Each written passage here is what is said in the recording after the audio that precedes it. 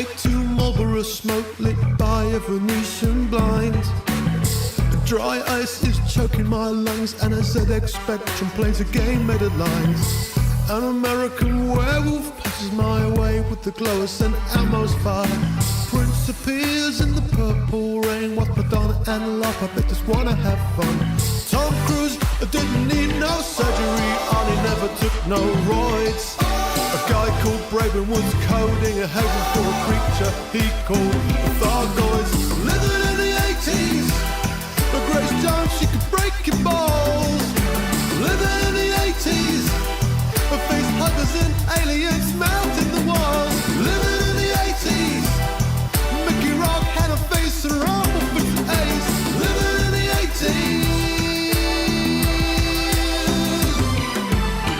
they love the smell of napalm, especially in the morning.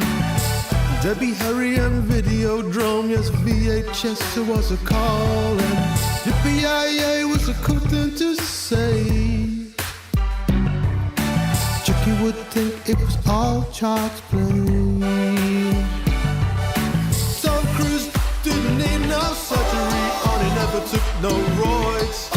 A guy called Braben was coding a haven for a creature he called the Thargoids. Living in the 80s, driving power boats with Miami Vice. Living in the 80s, in a red Ferrari with Magnum PI. Living in the 80s, moving cocaine up for 48 hours. Living in the 80s, MC Hammer and his weird pajamas. Living in the 80s, living in the 80s, living in the 80s.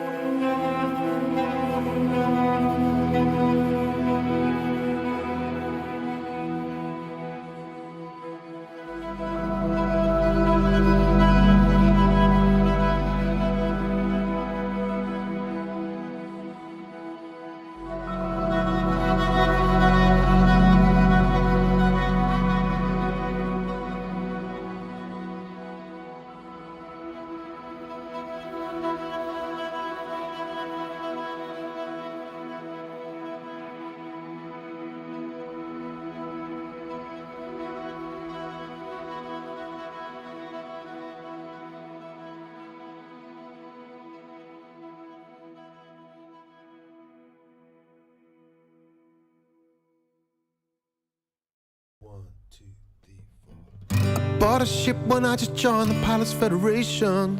It cost me 52 grand. I felt so proud when I special elected to the shipyard and they put the keys in my hand. Do you have keys? I know. You may only have a small hard point, but sex doesn't matter to me. 'Cause she's mine and she blows my mind. She's my beautiful space taxi. I'm a hauler, space baller, talking Peterson about you. It's a mini Fer-de-Lance with nothing in his pants, but goddamn it, I love you. My space taxi, yeah, my space taxi, yeah, my space taxi, yeah, my space taxi, yeah. I tricked it out so it jumped just like a lady. It maxed out at 30.09. One fully laden, its ass was a beautiful thing. No shit, kid, to mess with its lines. Jumped into open for a community goal. Thought I'd raise a buck or two. Some guy called Potter stripped my shield. Oh, what a rider, I'm at 1% as I recharge my friendship. Oh, I'm a hauler, yeah, such a baller. Talking pizzas and I'm out of you. It's a mini for the lambs with nothing in his pants, but goddamn it, I love you. Yeah, I'm a hauler, such a baller. Talking penis and I'm out of you. It's a mini for the lambs with nothing in his pants, but goddamn it, I love you. My space taxi, yeah, my space taxi, yeah, my space taxi, yeah, my space taxi, yeah.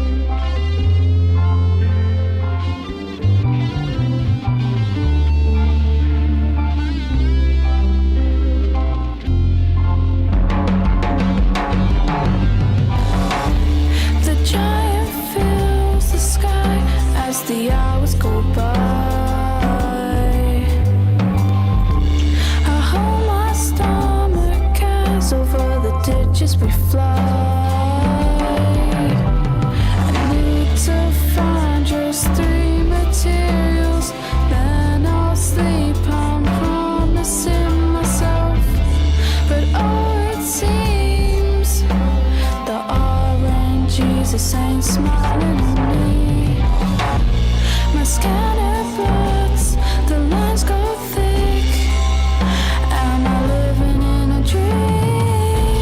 No outcrops, no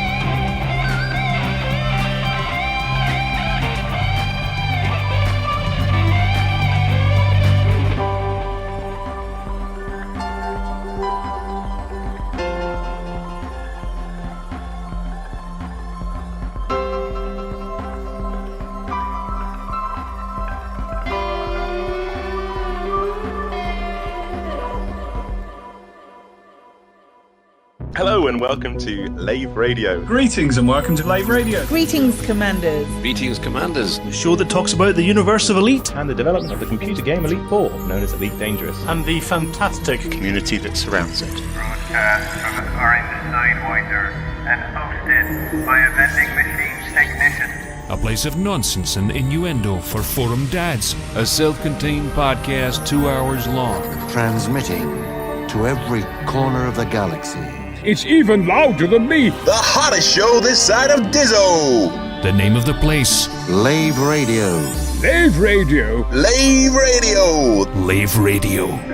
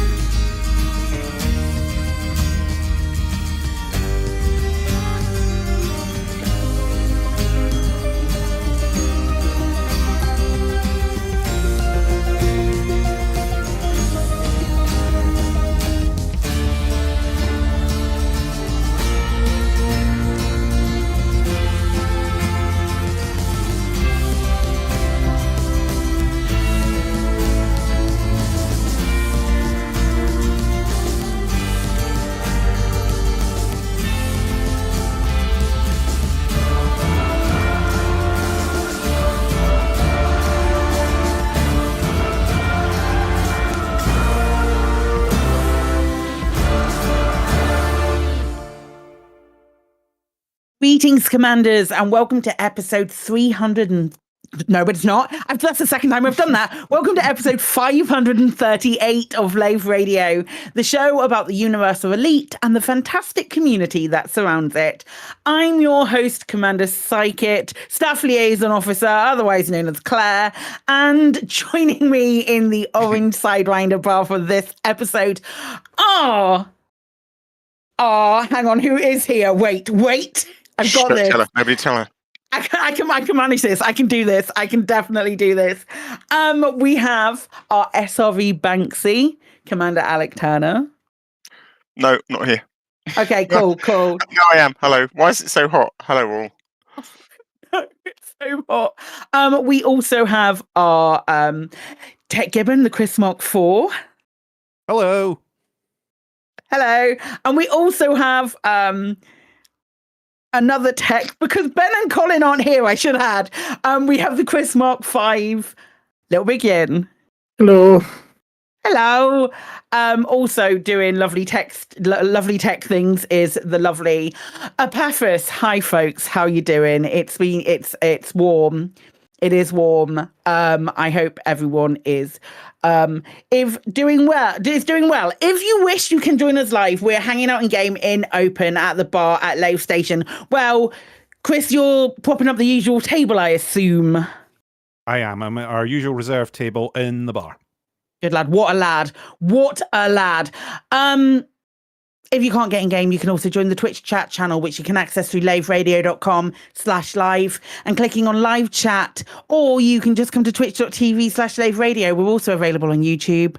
Other avenues are probably available as well. Actually, no, they're not. I take that back. Hey, how are you all doing? Alec, what have you been up to? I have been sweating. It's I don't mind it when it's hot all day long. I know what to dress, because I commute into London back. But today really threw me because it was like a sort of cold, well, not cold, but a nice sort of coolish, breezy start. So I stick my buckyball hoodie on, and then I'm too damn hot on the way home. It's a nuisance. Be the same temperature all day. That's what I want. What else have I been up to? It's been a couple of weeks. I went to the Brooklands Motor Museum on Father's Day, which was good. We go there quite a lot. We like Brooklands. We went and saw. They've got a hill. They do hill climbs there, among other things. It's famous for having this banked racetrack, but most of that's fallen into sort of ruin these days. So they don't really run things around that. They run things up to it and sort of do little short stints, but not a proper lap. But they do have a proper hill climb, which I've not watched before, and it's really funny because some of these really old sort of sports cars, what were they called? But I feel like they weren't called sports cars when they were massive sort of diesel things or whatever. But some of them don't always make it up, which is really funny. So they go bombing up and then they sort of run out of steam, and then sort of pensioner volunteers run out with little triangular bits of wood and quickly whack them under the wheels before it rolls all the way back down again. So yeah, I quite enjoy that. What else did I do? I mean, sort of real life stuff, but I've been sorting out a live-in carer for my dear old stepmom, who's finding life difficult, and that's been traumatic. But we got a live-in carer installed yesterday, so we all have fingers crossed now that the two of them get on. Yeah. What an amazing thing to do for a career. I can't quite wrap my head around it. This lovely lady who used to live in Cambridge, funnily enough, until Monday, has now come down to the sleepy village of Ickenham to live with my stepmom. Extraordinary. Anyway, in game, what have I been up to? I did literally one unit of CZ to qualify for whatever this week's double engineered thingamajig is, which I believe is a bit of a maybe we'll talk about this. We probably will talk about this, but I gather it's a Griefer's dream. It's a pre-engineered module, so thanks Frontier for giving Griefers really good bits of kit. The weirdest thing, I have literally spent most of my week here now, is somebody on one of the elite Facebook groups shouted out this sort of discovery they'd stumbled upon, which was it's not completely uncommon in the Odyssey universe, but it's basically an 8-kilometer high cliff.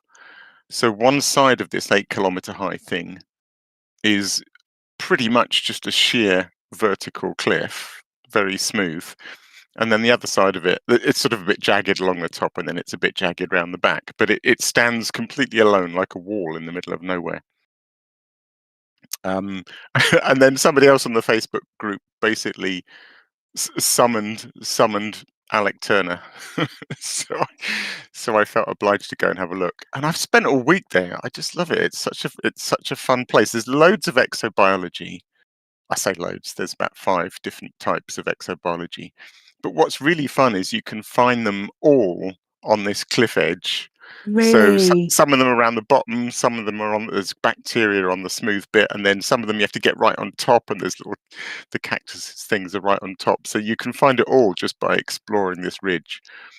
And then I foolishly claimed in the Facebook group that I was going to bounce over the thing, which is a ridiculous miscalculation of my abilities, because bouncing over something that's 8 kilometers high turned out to be completely beyond my abilities.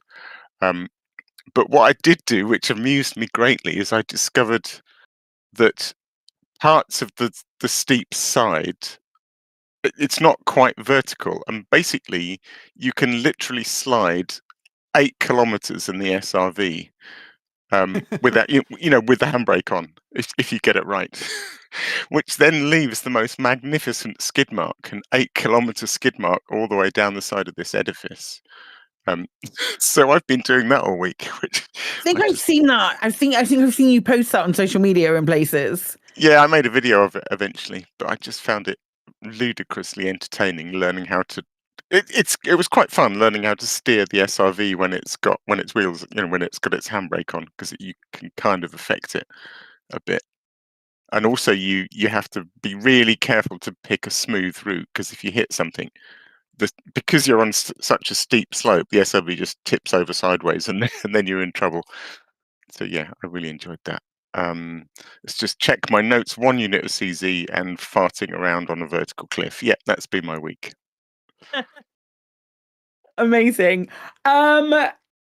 Chris 5, how has your week, 2 weeks been?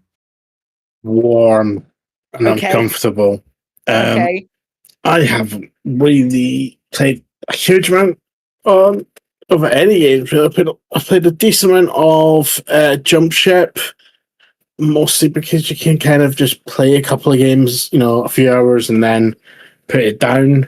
I just finished DLC for Still Wakes the Deep before we started the show, which was very good. But apart from that, not much. Okay. We keeping it short and sweet then. Mm-hmm. Cool. All right, Chris 4, what you been up to, my lovely? I don't think I can rival an 8-kilometer skid mark. So I'm gonna have to disappoint everyone, unfortunately. Oh no. My week has been that exciting. I did watch a lot of skidding yesterday because I went and saw the Formula 1 movie at the cinema. So lots of skidding involved in that one, and really enjoyed it actually. Cool. A lot of it's it's really good. Brad Pitt's excellent in it. It's shot really, really well. They're making a lot of it being... Is he believable as an F1 driver? Because I feel like I'm gonna have to suspend some disbelief, because they have to be so strong, and he's what, 60? I mean, if I look at like him when I'm 60, then I'll feel very happy. Okay, yeah, put it fair. that way. Let's go. Let's go with that. I mean, yeah, he's a bit older in it, and he's playing against a sort of younger driver in there. Yeah, there's little bits of believability where you'll kind of go, yeah, would this really happen in the Drivers' Championship? Maybe not. However, I think they keep it pretty well. For someone that's a casual sort of Formula 1 watcher, I still really, really enjoyed it. A lot's been made of it being the same people that brought you Top Gun. I would say they've Right. definitely brought some of the same filming style there. I didn't enjoy it as much as Top Gun, but I still enjoyed it quite a lot. Even as someone that's not a massive Formula One guy, I still got really hooked by it. Didn't that team make an Indy 500 film after Top Gun? Might even have had Cruise in it. Days of Thunder? Days of Thunder? I think I want to say. I'm not too sure. They might have done. You might be right. Was Days of Thunder NASCAR? I didn't like very much, actually. But yeah, maybe it was NASCAR. Days of Thunder is a comedy, though, isn't it? Right? No, you're thinking of Tropic Thunder. No, I'm thinking of something else. Oh, okay. It's Days of something. Talk amongst yourselves. What else have you been up to, Chris? Oh, hold on, Chris. One other thing on the Formula One movie. If you watch it on a really big screen and look really closely, can you see Colin leaning out of his hotel window in the background? Well, I saw it on IMAX, so I couldn't quite make out Colin, but so I might need to go again and watch for a second time, just to see Colin in IMAX waving out of a hotel, waving out of a hotel window. Definitely next time. I think I was a bit too engrossed in it in order to see Colin in there. What else have I been up to? Again, a bit like Chris said, it's been really hot. Been really hot, even up here. Though being down by the coast, it had a bit of a sea har on Saturday, so it was a little bit cooler, and then the sun came out at night, so it meant that I had to beer garden because it was compulsory and there was live music on at the pub. So that was really nice. Also last week, the other sort of podcast that I guest on every once in a while, the Near Before podcast, they were celebrating their 300th episode. So we did a bit of a live episode. We're lazy normally. We don't normally do live episodes like Lave every week. We do recordings in secret.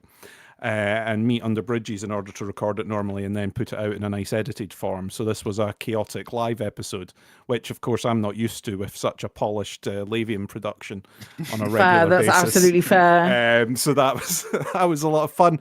In game, I have also been taking part in a little bit of the CG. I have done more than one kill for the CG. Or one unit of delivery. I've been taking part in the sort of bounty side of it, because you can do some on foot. There's lots of on foot combat zones, CZs, that count towards the community goal. So I've been enjoying doing a little bit of the on foot combat for a change. You know, it's dusting off my rifle and going out and doing a bit of pew pew. So that's been fun because I've been able to sort of jump in, do like one or two, and then log back out again. It's been nice.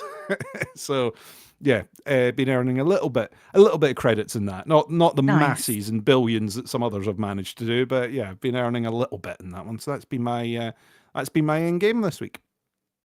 Nice. What about yourself, Claire? What have you been up to? Well, not that much. I ordered some more. I ordered some more Lego. The big Lego. I've got the little one, but the big Lego Botanicals Orchid was discounted on Amazon, so I bought it. I've not made it yet, but I bought it, and it's currently still in its Amazon box. But I'm excited about the potential of making this really pretty big orchid thing, which is it's lovely. I'm quite excited about that. What else have I been up to? I've been playing a lot of video games. I've been playing an awful lot of Jump Ship for a 2-week demo. I clocked in like nearly 20 hours, which was very fun. I did enjoy that. I miss it immensely. I got to like sort of about 8 o'clock yesterday evening, and I was like, what do I do? Because Chris had buggered off and buggered off back to Helldivers with folks who play Helldivers, which is fun enough, but it doesn't scratch the same like itch that Jump Ship does. I started the Alters, which is a new IP, a new sci-fi game from the makers of I think This War of Mine and Frostpunk. I want to say they make both of those games, but it's very, very different from those. It's basically the premise is a spaceship crash lands on a planet. They're looking for a particular metal. It's very Avatar. They're looking for this particular element that is supposed to help, but the spaceship crash lands, and Jan Dolsky is the only survivor planet, and he has to make everything work effectively and make gather all of the resources and find the items that he needs to be able to get to home. In the process, he's not able to do it alone, so he clones himself, but he clones himself from different... It's a really interesting premise in that he clones himself from different avenues that his life may have taken. So branching decision-making. Which is really fun. Sorry, I had to sneeze. Which is really, really fun. It's really interesting because you get to meet all of these cool new characters. I just got to the end of Act 1, and at the end of Act 1, there's like a full song that they all sing, and I can only imagine it's all obviously it's all voiced by the same voice actor. The where I'm at the moment. They all they sing this song together, and it's really beautiful, and it made me incredibly emotional. Because what am I if a week goes by without me crying at a video game? But yeah, it's a really interesting premise. I'm not as on board with the gameplay as I have been with other games. It's very, very micromanagey, and I know that you can get upgrades for it not to be quite as micromanagey. But I am invested into the story and seeing how that goes. So that's where I am with that game. I don't think it doesn't hit Expedition 33 as far as like potential game of the year. Obviously, voice acting nods to Alex Jordan, but I still feel like it might earn itself a nomination because it's a new IP and a new style for the company. But Expedition, there's nothing like Expedition 3 is that it's a really good game. Like it depends on who you pick as to whether your clones are whiny or whether they're not, but they do have good reason. They do have good reason, and it's a really interesting character study more than anything else, and it's a clever concept. In Elite, I have been hauling. I've done no CG, which is wild because it's combat. I have been hauling to try and get my ice asteroid base made. I thought you'd already got one. I've got an asteroid base. I haven't got the ice asteroid base. Okay. So I finished the steel. My steel has been hauled. I have CMM composite, which is like 11,000 units of CMM composite. So it's not a walk in the park. I think I've got like 43 more trips to do, according to SRV survey, which I can categorically state hands down, for me at least, that on its own is the best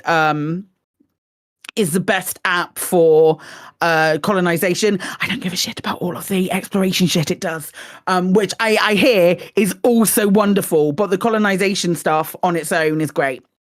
I've been using that, and I love the way it tells me how many trips I've got left to do, because it genuinely feels like I am getting somewhere, when even though that number's going down real quick, going down real slow. What you need for that is a Panther Clipper. What I do need for that is a Panther Clipper, absolutely. If only at some point we're going to hear more about it, and we'll be able to get it in game. That's all I've been doing. That's all I've been doing in Elite, and I will get there. And then once I've made my once I've made that ice asteroid, I'm not building anything again for a while, because fuck that. I am so done. I thought you were going to say... Go on. Sorry, I was going to say that's why I'm saving off building any more colonizing stuff yet until the Panther Clipper arrives. That will be my sign to go back into it. I'm having a little break. I'm having a little breather, and then waiting for, hopefully, the absolute massive haulage that I can do with a Panther Clipper to save me a bit of effort. Yeah, good plan. A, wait for the Panther Clipper, and B, wait for that beta tag to disappear, so you have a vague chance of getting what you thought you were going to get. Oh no! What I thought Claire was going to say was, having built her ice asteroid base, she was then going to spend 50 gazillion arcs on a tiny little bit of silver plating. around the mail slot. Yeah, 100%. 100%. I'm going to spend I'm going to do that. I obviously, as a small time content creator, I have that much money to burn. Yeah. It's really annoying. My Just About hose is completely dried up. Yeah. I think the Just About stuff is like unless I haven't been back there, but I feel like it is sort of like maybe Arthur was the driving force behind that, and now that's slowed down as well. Well, I think they lobbed them a fixed pot of money, and I think it's run out. Possibly. That's my Possibly. Guess. Speaking of money, shall we see what the devs have said over the last 2 weeks? Let's. Paul. Let's see. So we had a financial statement.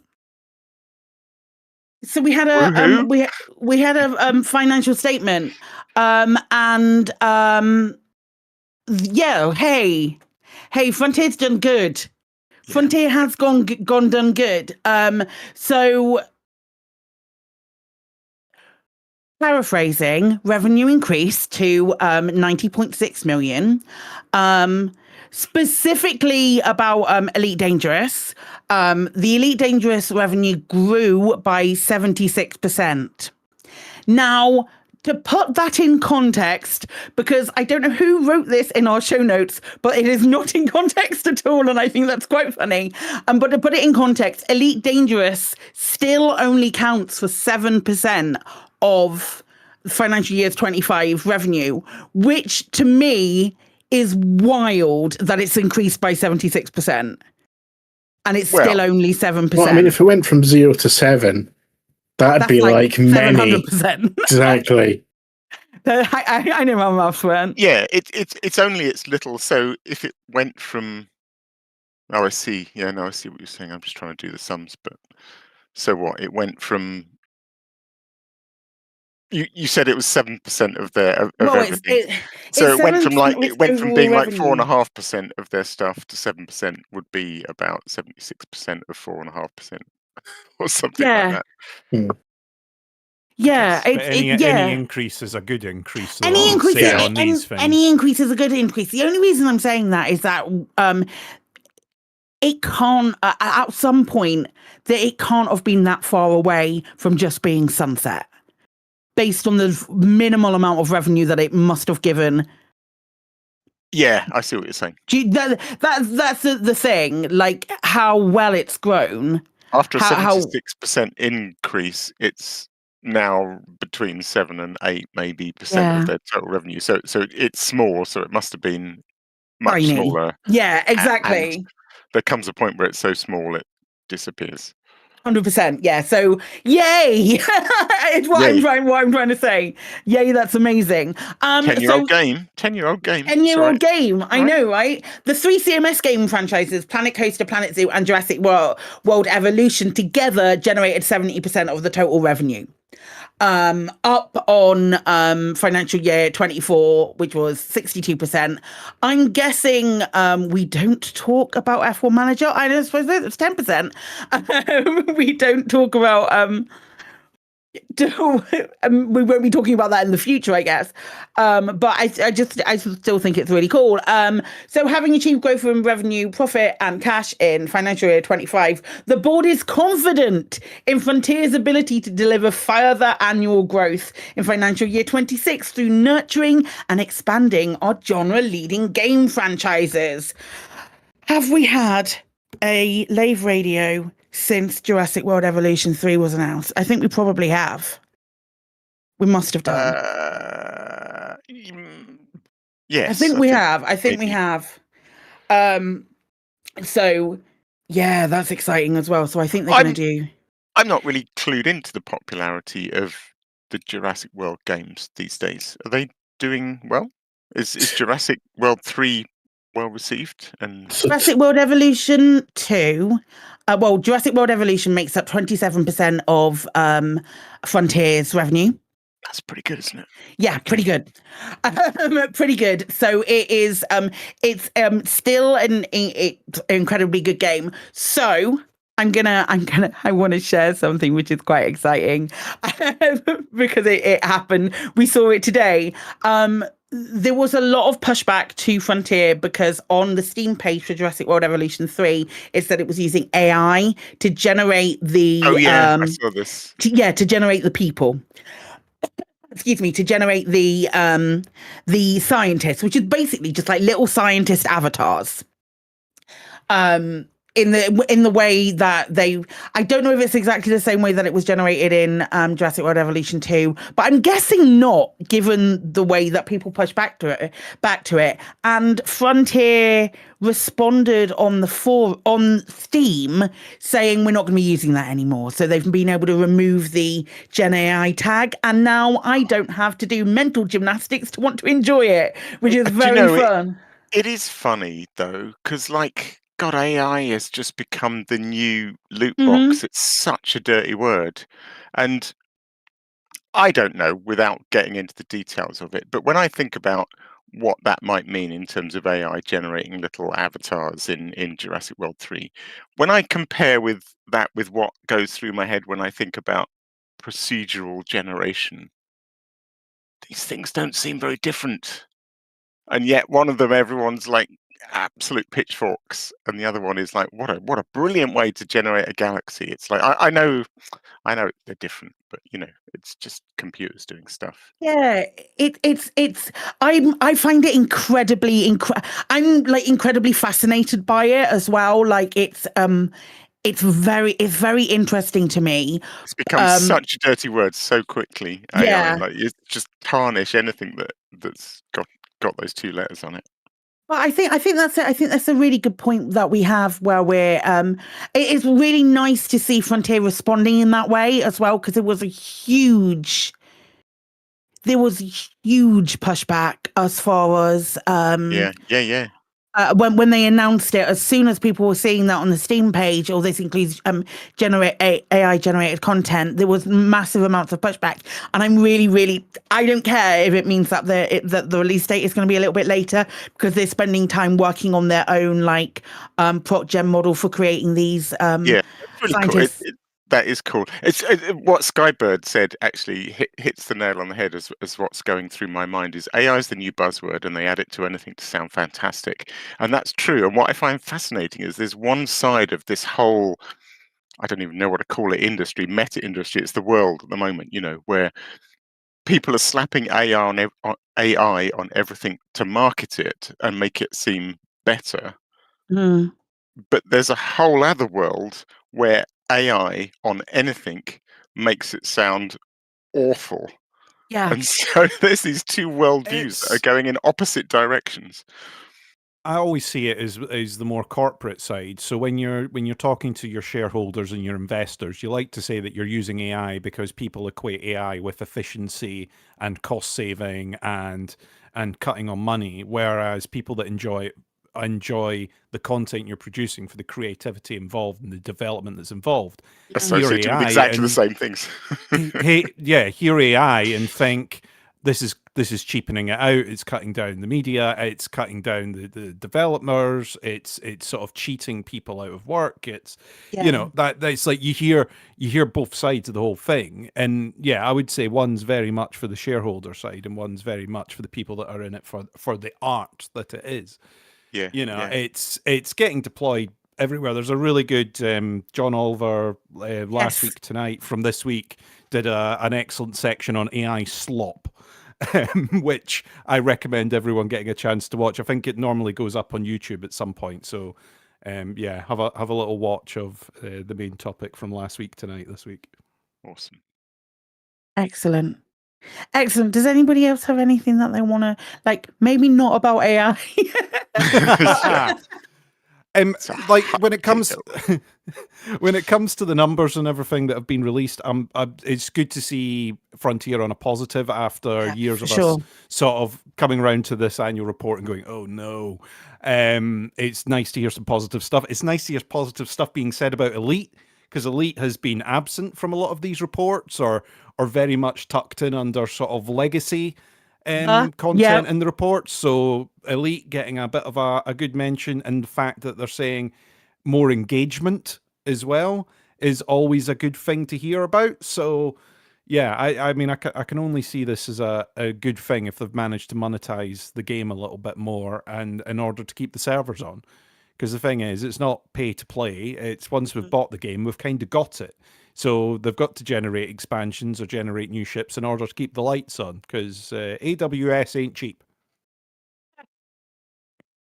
There was a thing we should have included in this section, and I haven't got the link, unfortunately, and it was a tweet, and I'm sure Colin would have included it because I think Colin shouted it out, and Burr also shouted it out actually when we there was a sort of get together, farting around in loads of SRVs and things, and in chat we were saying that I'm going to say it was Johnny Watts. Sorry if it wasn't Johnny Watts, but somebody very senior in Frontier, might have been Johnny Watts, did a tweet basically just after the financial report saying that they were sitting in a cafe with a coffee. No, it wasn't. It was Roger Bennett. Was it? There you go. Okay, sorry. Yeah, Roger Bennett. Just sort of reflecting on Elite and what and just generally what a good place they were in, and it was nice. It felt significant that that somebody was so struck by what a good place things were in that they felt inclined to send that tweet out. It's a series of posts on Blue Sky. I can read them to you if you want. I have them in front of me. Reflecting back, I've got 60% of my facts completely wrong. It wasn't Johnny Watts and it wasn't Twitter, but. Yeah, we were close enough. It says, reflecting back on the past year of Elite Dangerous, enjoying coffee and croissant in a cafe with some great people, a little moment of calm, proud of the road we have taken and optimistic about the journey we have yet to take. After being a fan of the series for many decades, it was a privilege to join the leadership team after Odyssey, helping charter our course through the stars. Our recent financial support joins my own flight experience and the swell of community support as all forces that guide me in my role. We make the game, and there is a really focused team putting their all into this, but the community make the game what it is. 07 Commanders, second star to the right. Nice. I think that combined with like the interview that we had with Arf a few weeks ago just sort of shows how positively they're looking at some of it now, which is great. Absolutely. Yeah, good stuff. Absolutely. Cool. Alec, hey, what have the community been up to? And now, to the community coroner.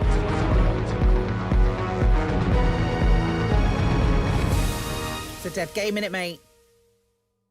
It's so difficult to be quiet there and let my bit of music play. It's like, I ain't doing it without the music.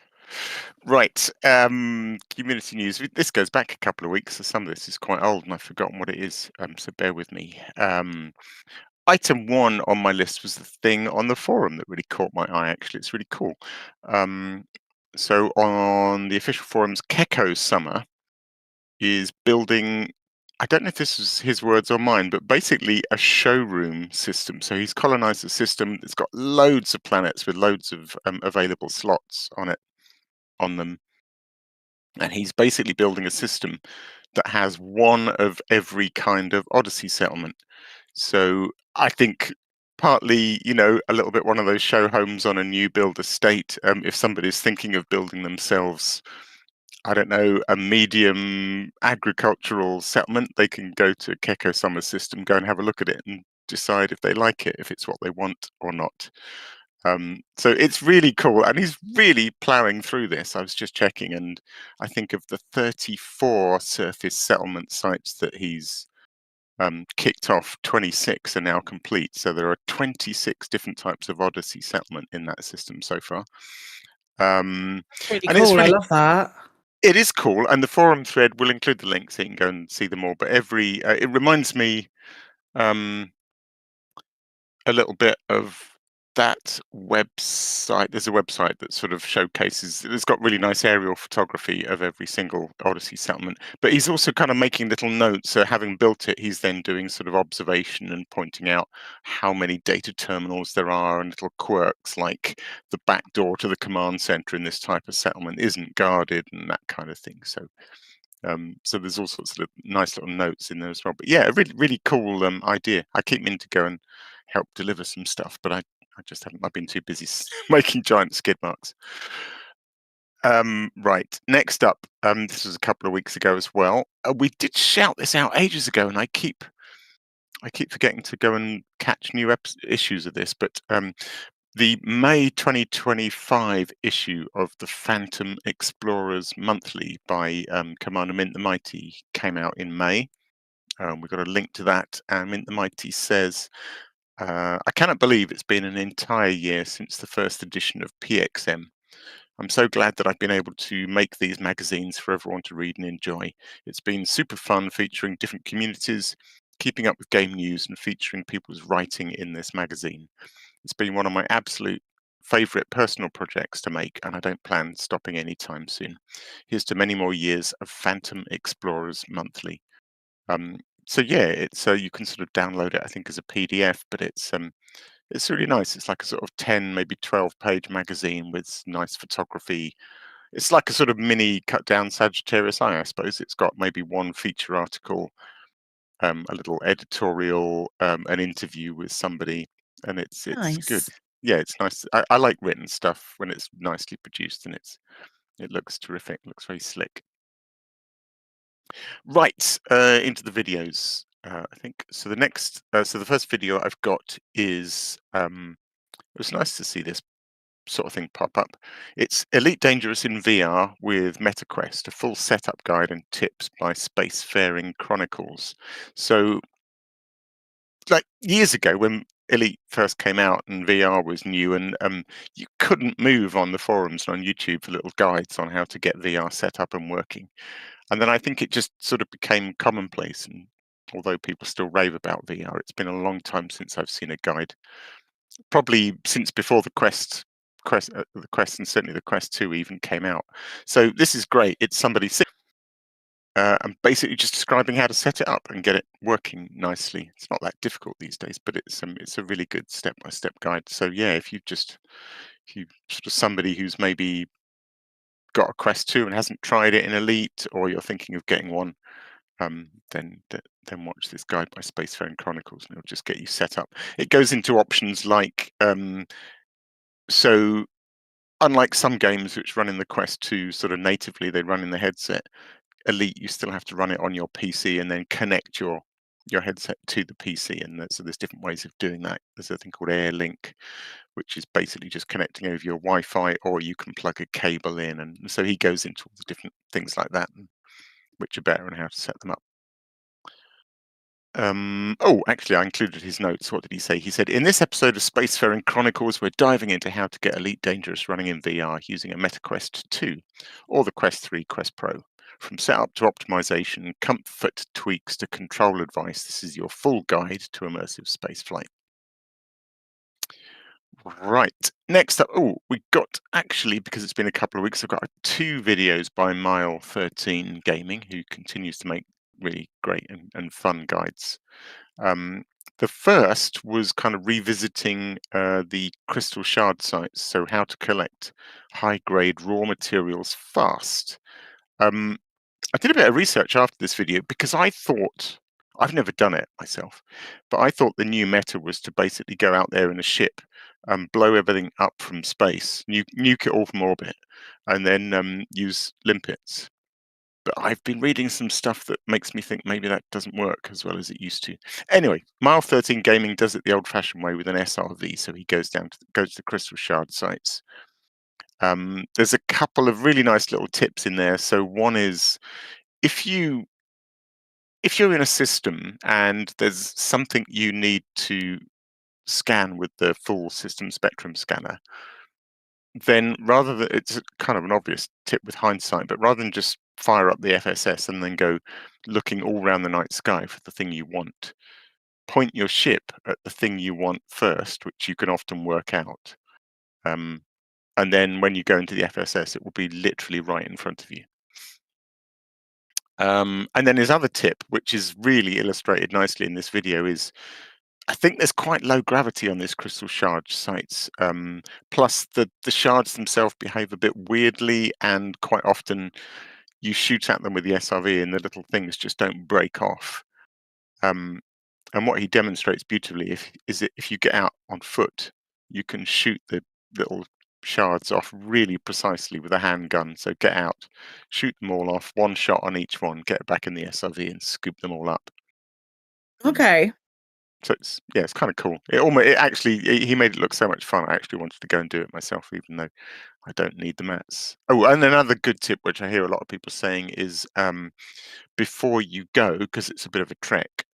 It's about 20 jumps, so it's 15 minutes, but even so, before you go to a material trader and trade everything down, so you have none of those high grade materials, so you make the most of your visit to the crystal shard sites. Yeah. So yeah, good tips. And then just today, I think, or yesterday, Mal 13 also released a video on there are a few of these now because it's clearly a fantastic tool, which I know you used to swear by, Claire. The Odyssey Materials Helper, I think. It's still brilliant. It's still brilliant. I won't have anything bad said about it. Yeah, it's maybe complicated is the wrong word. It looks super complicated. So I think sitting down. What was the word? Daunting. Yeah. Yes. Yeah. So I think sitting down with one of these, all of that stuff. sitting down with one of these guides like this one by Mal 13 is not a bad idea, just for 10 minutes.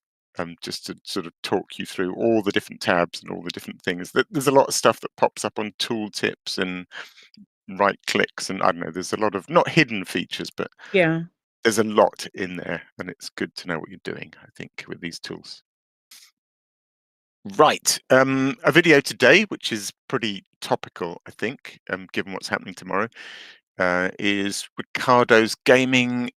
Ricardo's Gaming continues to make very prolific on YouTube, so worth subscribing. All sorts of different guides and things and opinion pieces. This one is on the Panther Clipper Mark II.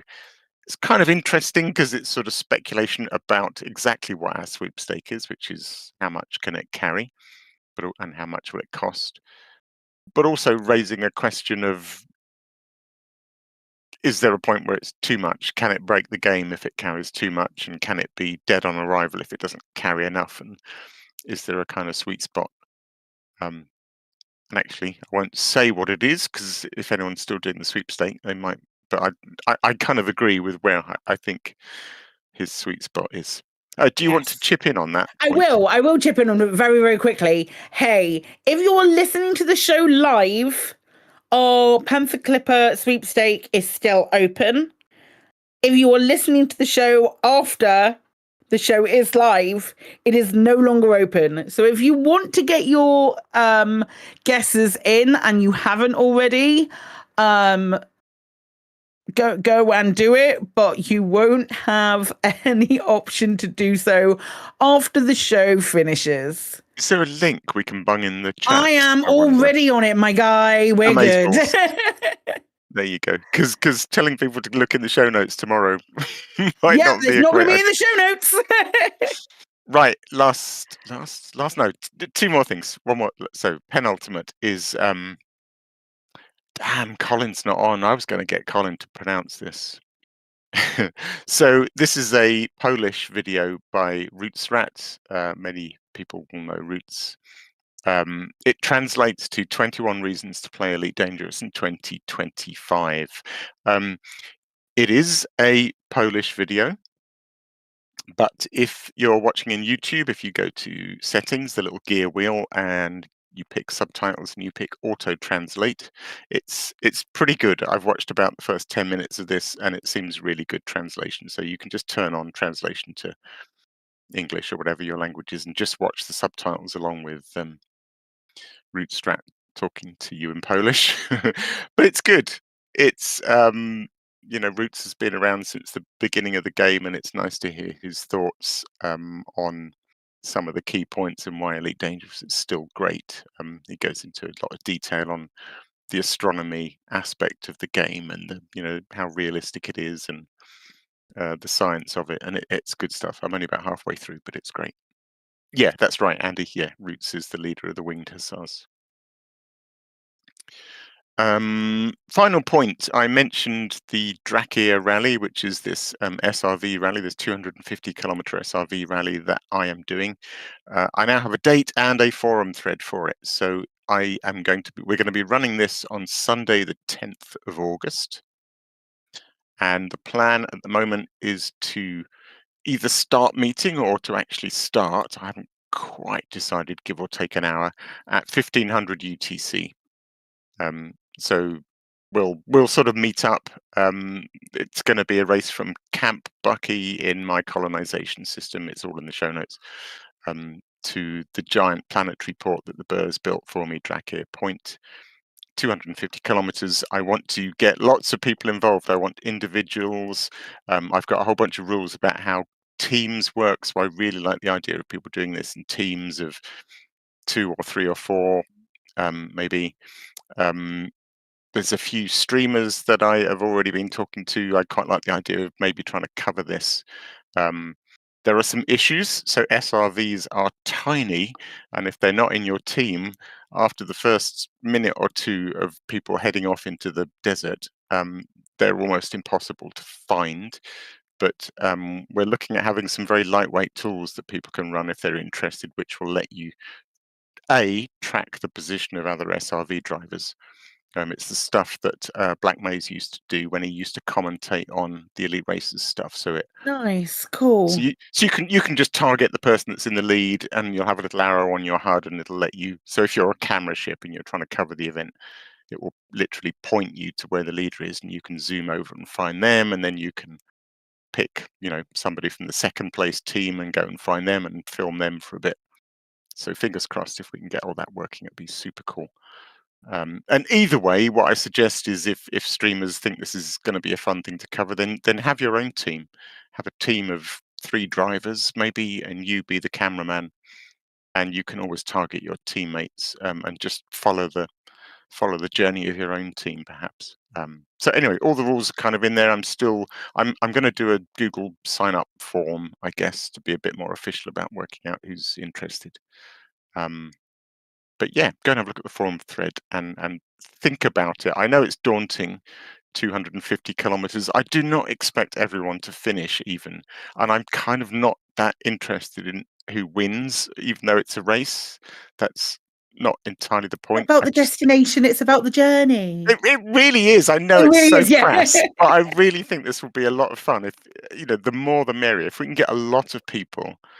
Just imagine 20 or 30 SRVs, like half a dozen teams of 3, or all setting off into the desert for a couple of hours. I think it would be, an absolute hoot, and something I want to do as an annual event if it works.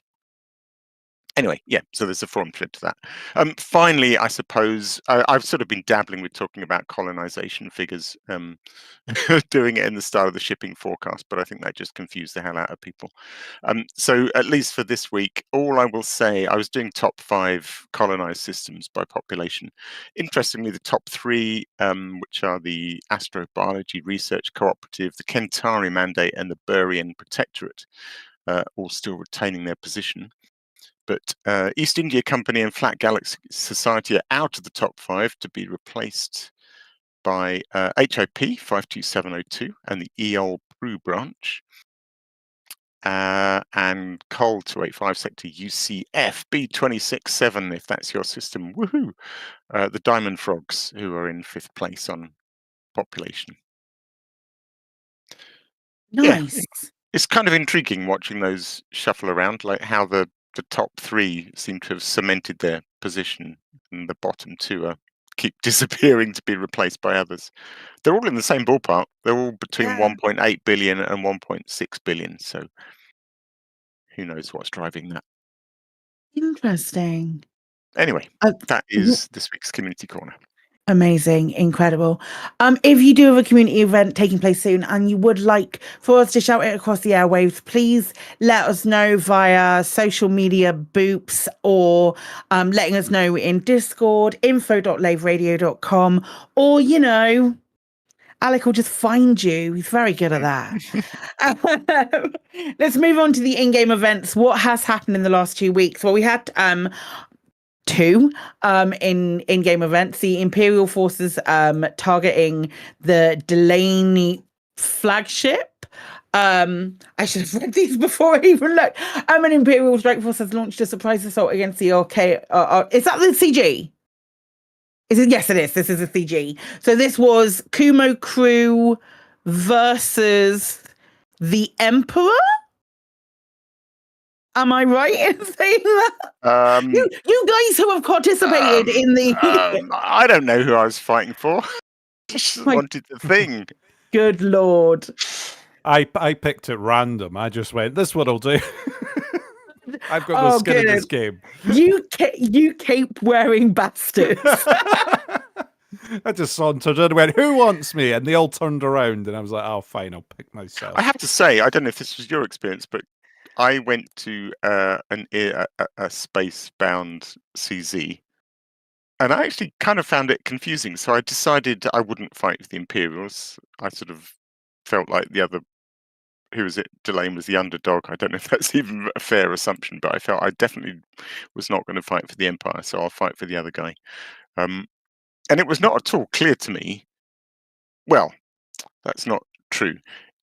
Of the two options that I had to sign up, it was obvious which one was the Empire, and I just had to assume the other one was Delane or whoever it is.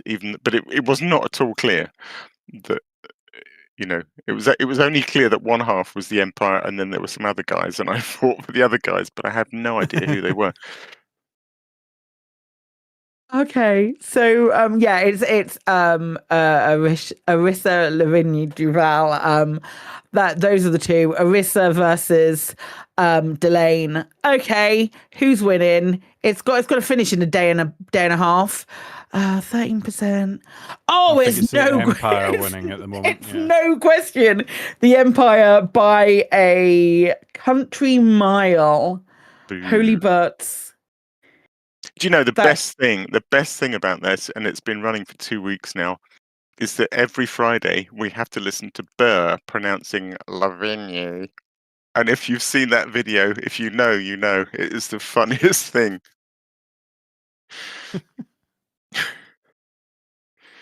Then what would we have on the 18th of June?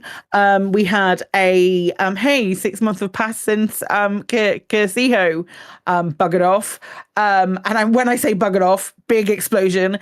6 months have passed since then, and it's a little fluff piece about that. I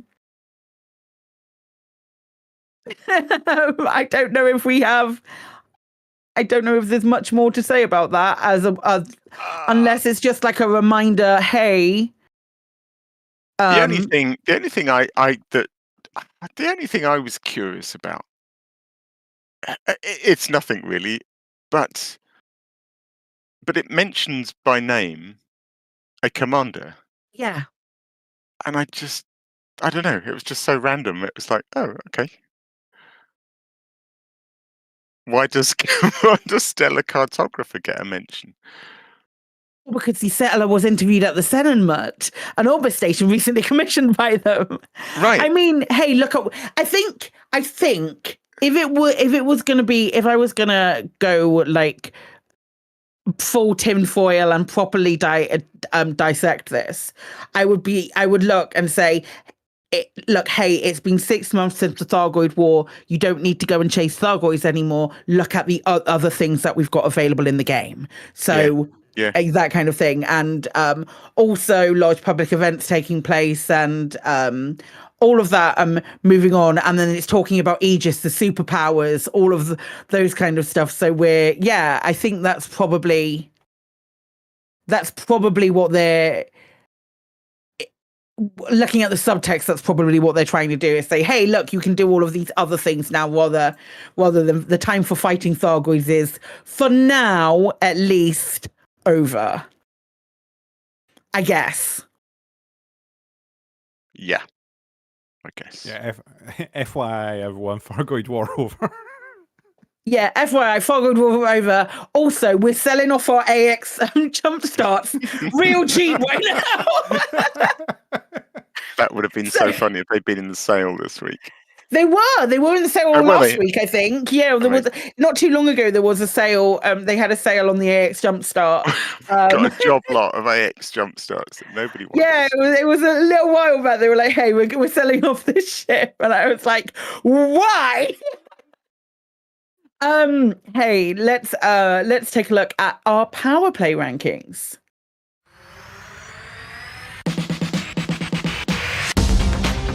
In 12, Torval, who's gained 19 systems for a total of 543. In 11, we have Winters. This is, I'm assuming these are the additions over the last 2 weeks. They have gained 14 systems and are now at 588. Petraeus has only gained 2 systems and is sitting in 10th with 637 systems. I forgot the word. Then in 9 we have Delane, who's gained 6 systems for a total of 665. Then we have in 8, Antal gaining 13 systems to 780. Who is creeping on Kane, who has gained 10 systems but only has 783. Is there a switch about to happen? Who knows? Those two switch last week? They did a couple of weeks ago. Yeah, it was something like that. Definitely fighting back. In 6, Archer with 810 systems, up 12 from 2 weeks ago. With an increase of 22 systems. Lee Yong-rui with 946 in 5. In 4, we have Yuri Grom adding 7 systems to their quota with 1,074. In 3rd place, we have Arissa, who has added 16 systems for a grand total of 1,449. In 2, we have Mahan, who has added 8 systems for a total of 1,507. And steaming ahead with a bunch of simps following her, Aisling Duval in 1st place, gaining 25 systems for a total of 1,566. She is unassailable. Nice. Do you know what was really funny? Today I was out doing Daisy Bell's Elite Pride Picks thing, so I was trying to find a nice picture of a station with the name, God, what was it? Sally Ride in it. Yeah. So I was looking like Ride Base and Ride Penal Colony and all sorts of things. I can't remember which one it was. One of the places I went to, I've never seen so much pro and anti Aisling graffiti. The place was covered in it. It was amazing. There was amazing. I love that. Yeah, there was loads of it. It was on the stairs, it was on the floor, it was on the vending machines. It was just absolutely covered in both pro and anti Aisling graffiti. People are passionate. They want those feet pics. Yeah, so like we might have a switch next week. Antal and Kane may switch around another time. No one else is really that close at all. But yeah, 780 to 783. Colin might get another one to talk about next week. We'll find out together on the next episode of Power Play Rankings. I think it's that time of the week again. Score alert! In the bi-weekly newsletter, here come paint jobs for your art. In the bi-weekly newsletter, here come paint jobs for your art. A store alert, a store alert, a store alert, a store alert, a store alert. Which one will you buy? A store alert, a store alert, a store alert, a store alert, a store alert, a store alert, a store alert. Which one will you buy?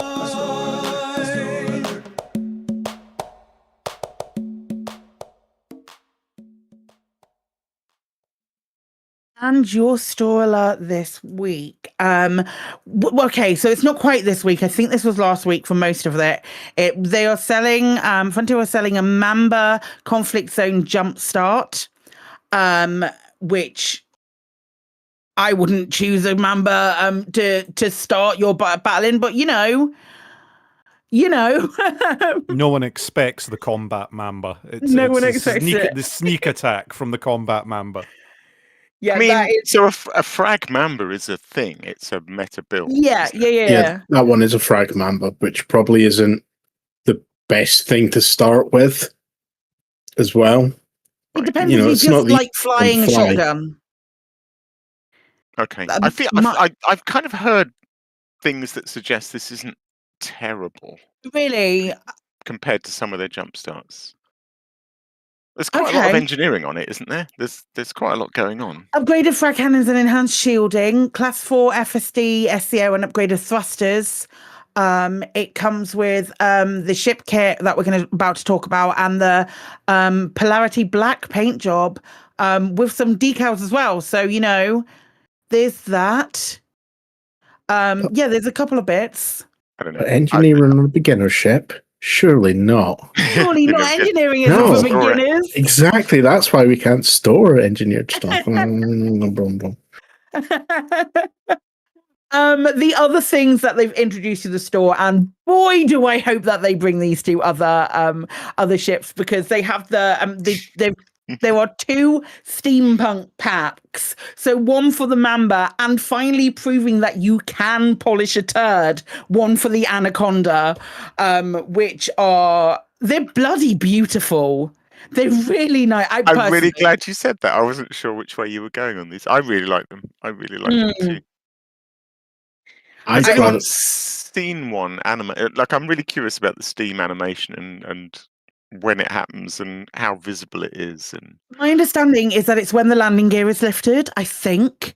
I haven't bought one because they're on ships that I don't fly. But okay, I thought it would go with boost. I kind of imagined it would go with boost, but I'm kind of hoping to bring them to the industrial-looking ships, so the 8, 9, and like the 7 and stuff like that, because I think they'd look really cool in that. Type 8 would look brilliantly amazing. Right, just hear me out.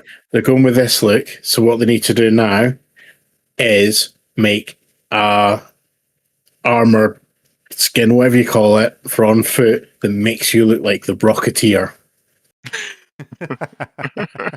You know, it makes sense. So when you jetpack, it's just like, yeah. Well, I will say the last suit that we had, the last new suit that they added was in February, and that was a reskin of the Betamax suits. You know, the big, the anime type looking suits in pink. It was like a recolor of that in pink. It wasn't even like a brand. It didn't have any new features to it. And I don't remember when those big anime kind of style ones came out, but that's how long we're talking since Frontier created anything for on foot stuff. I think steampunk gun and steampunk suit would be really, really obvious. But I just don't. You can get steampunk gun, can't you? You? I'm sure there's something in these, at least in these colours, this sort of brown and gold. I'm sure there's something. I think there are colours that you can get, but it's not sort of a style thing. Yeah, okay. It needs some gear wheels and some steam. Gear wheels, top hat, goggles, not on the guns, not on the guns, obviously, but you know, top hat, a goggle, maybe like a rebel beret, you know, those kind of things. Or you could go like that in the bar every night. That'd be fine. or you could go towards the Wild Wild West movie featuring Will Smith. Wiki Wawa. Because that was mostly steampunk and included a giant steampunk spider walker, but his gun was all like steampunky and stuff. Yes. Yeah, I like it a lot. I think so. The jets of steam are crucial to me, though, because the thing is, when I first saw this, particularly the Mamba picture, I know it's supposed to be steampunk, but what it reminded me of is the way the exhaust pipes on a top-fueled dragster also go upwards at this sort of 45-degree angle, and basically flames come out of them, and they look stunning. And the trouble is, I can't tell from the still picture, but if in reality this thing is basically going chuff, chuff, chuff like Thomas the Tank Engine, then that is not the image I've got in my head, which is roaring jets of steam pouring out of these exhausts when I hit boost. It could be for the NOS. You do that on some cars that have NOS fitted for display purposes, have jets that come out the side, so when you hit the NOS button, it shoots down. Who was it that talked about wanting to make a cannon that that worked like the geezers, where you could just shoot people away? Yeah. If it goes off like a geezer on the top of the Anaconda, then I'm all for. Yeah, you see what I mean, though? If this thing is literally just going puff, puff, puff, and little puffs of smoke, like actual steam are coming out, it's not going to be the image I've got in my head. I kind of want to know how furious that my immersion people are. You know, the ones that were like, you can't have instant ship transport because it ruins the immersion. Yeah. We're now farting steam in space. Well, I mean, I've seen a lot of people pointing out that this ship clearly ought to go and fly in circles. Mm-hmm. Yeah, I was going to say every time that goes off, it should be pushing your nose up, shouldn't it? Yeah. Oh my gosh. You're right, Claire. I'm right. I don't know. Andy Pipkin's got a brilliant idea. Replace the honk with a steam whistle. Oh man. Yes, please. There's an old meme. There's an old meme which is the Thomas the Tank Engine theme with "Hey Shorty, it's your birthday." That, and all I've got is that going through my head as soon as you mentioned Thomas the Tank Engine, and now I am broken. So I think on that bombshell, I'm going to take. We should take an ad break and come back with our main discussion. This July, Special Effect are inviting you, Commander, to complete 10k your way. You choose the method to make it to 10k. Like this Commander taking 10,000 pictures of their asp in front of things. This Commander has flown 10k into the black. Really far away. This one is waving at 10,000 NPCs. My arms are so sore. Fully explore 10k class star systems. Drive 10k away from your settlement. Mine 10,000 tons of ore. Sell 10,000 mugs. Make it to 10k your own unique way. Visit specialeffect.org.uk and sign up for 10k your way.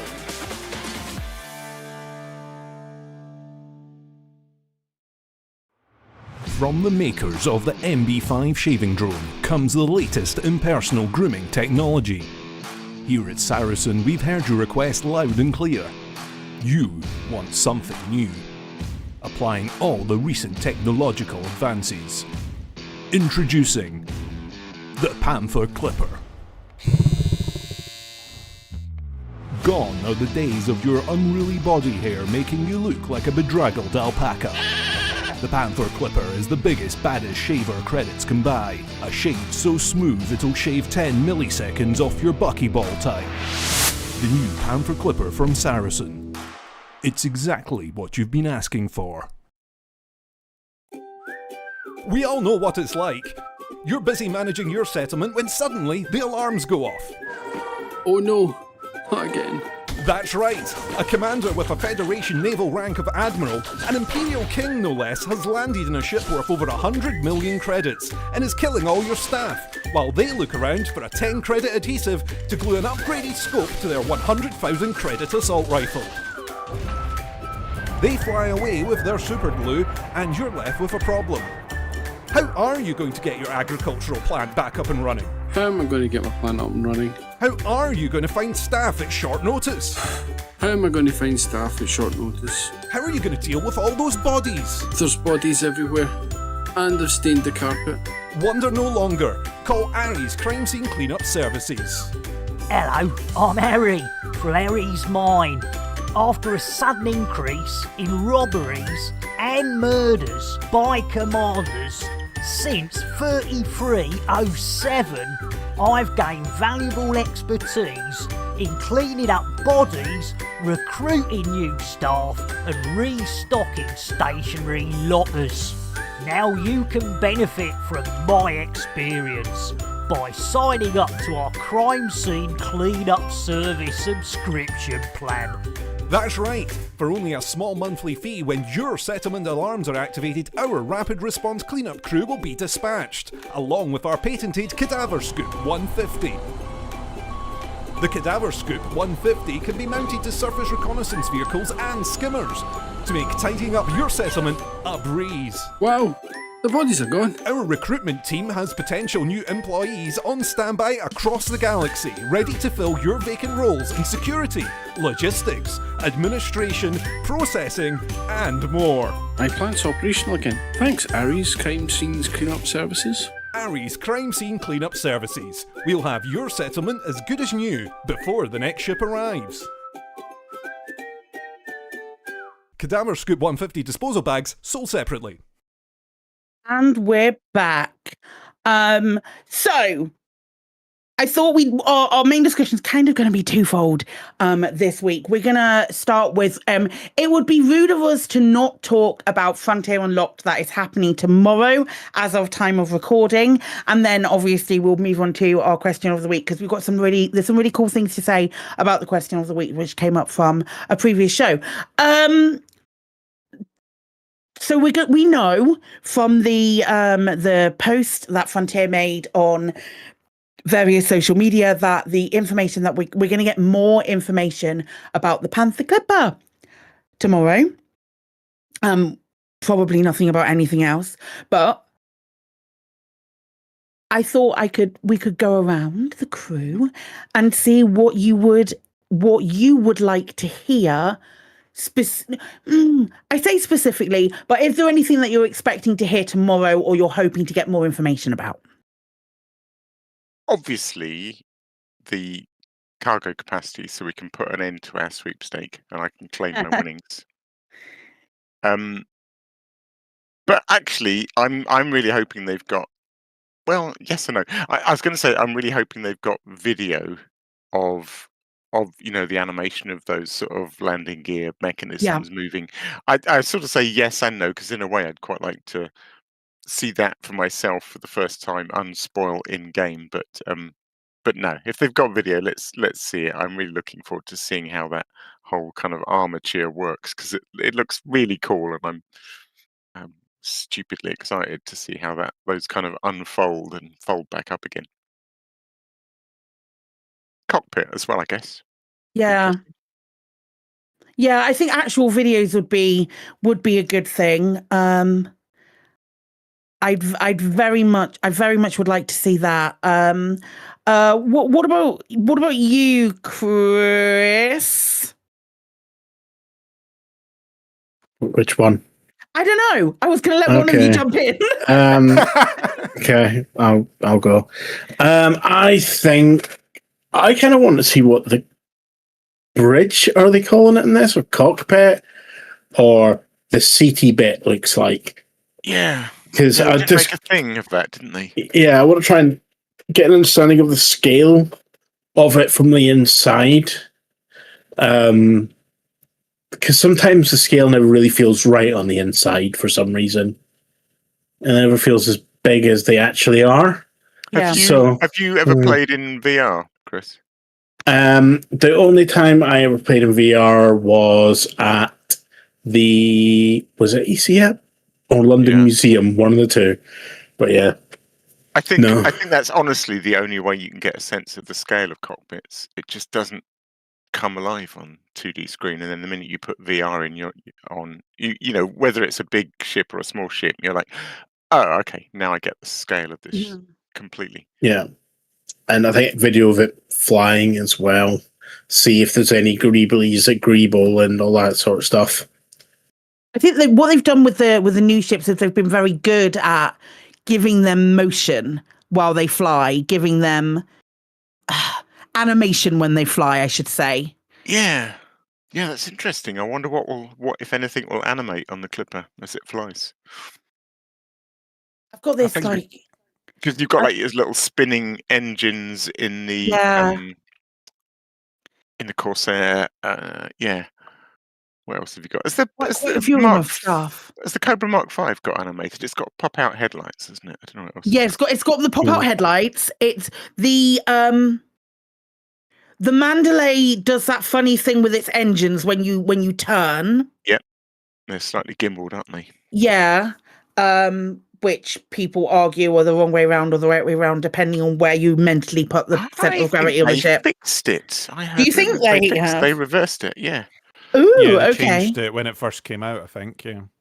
I don't know. I don't really pay much attention to the back of my ship while I'm flying it. I'm not going to lie.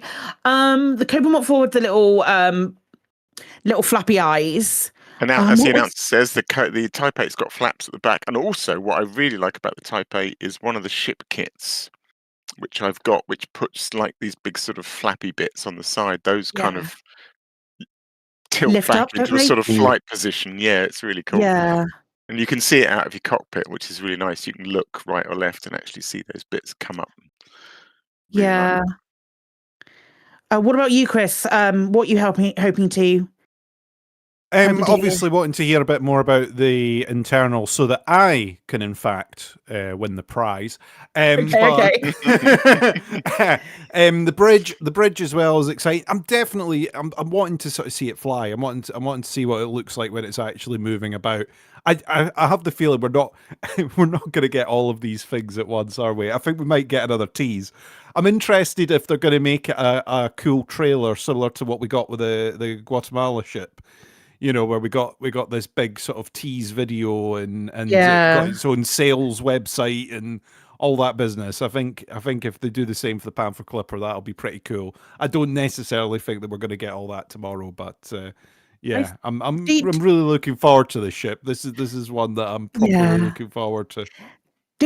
Have we seen it before with the ships where they normally, when it's getting close to a release, they give us like a footage of it taking off and then leaving through the mail slot, don't we? We've had that on the we definitely had it on the Mandalay and the Cobra. I remember seeing that. So that's what I'm hoping for. I want to see my main thing. I'd love to see everything that you've all added. I want to see it go through a letterbox. I want to see what I'm playing with here. You want to hear the scraping noises as it leaves the station. Yeah, I want that scene from Galaxy Quest where the nose is just like... Oh, absolutely. That if there's one thing that they should put on the damage model of the Panther Clipper, it's big scratches down the sides of it. 100%. If you hit the mail slot. Funny. I just want to. I want to see. I'd love to see my fantasy about it is seeing it sort of. It just has to shrink down to be able to get onto the pad. That my thing is like it being a bit modular. You know, with very, very expensive camper vans. Very expensive camper vans where all of the sides come out and it turns it into a house. Yeah, and when I say camper vans, I mean camper lorries, that kind of thing. All of the sides come out. You wheel your car out from underneath and it's a full car, that kind of thing. Those things, I want that in the Panther Clipper. And in order to get it to shut, everything has to like be to fit. Everything has to be hydraulic, sort of like in to the ship. So all of the walking space, and I use the word walking space very liberally. You were never getting ship interiors, don't get excited. But all of the walking space gets condensed down because that's the only way that this behemoth can fit through a letterbox. That's my personal fantasy. I don't think that it will...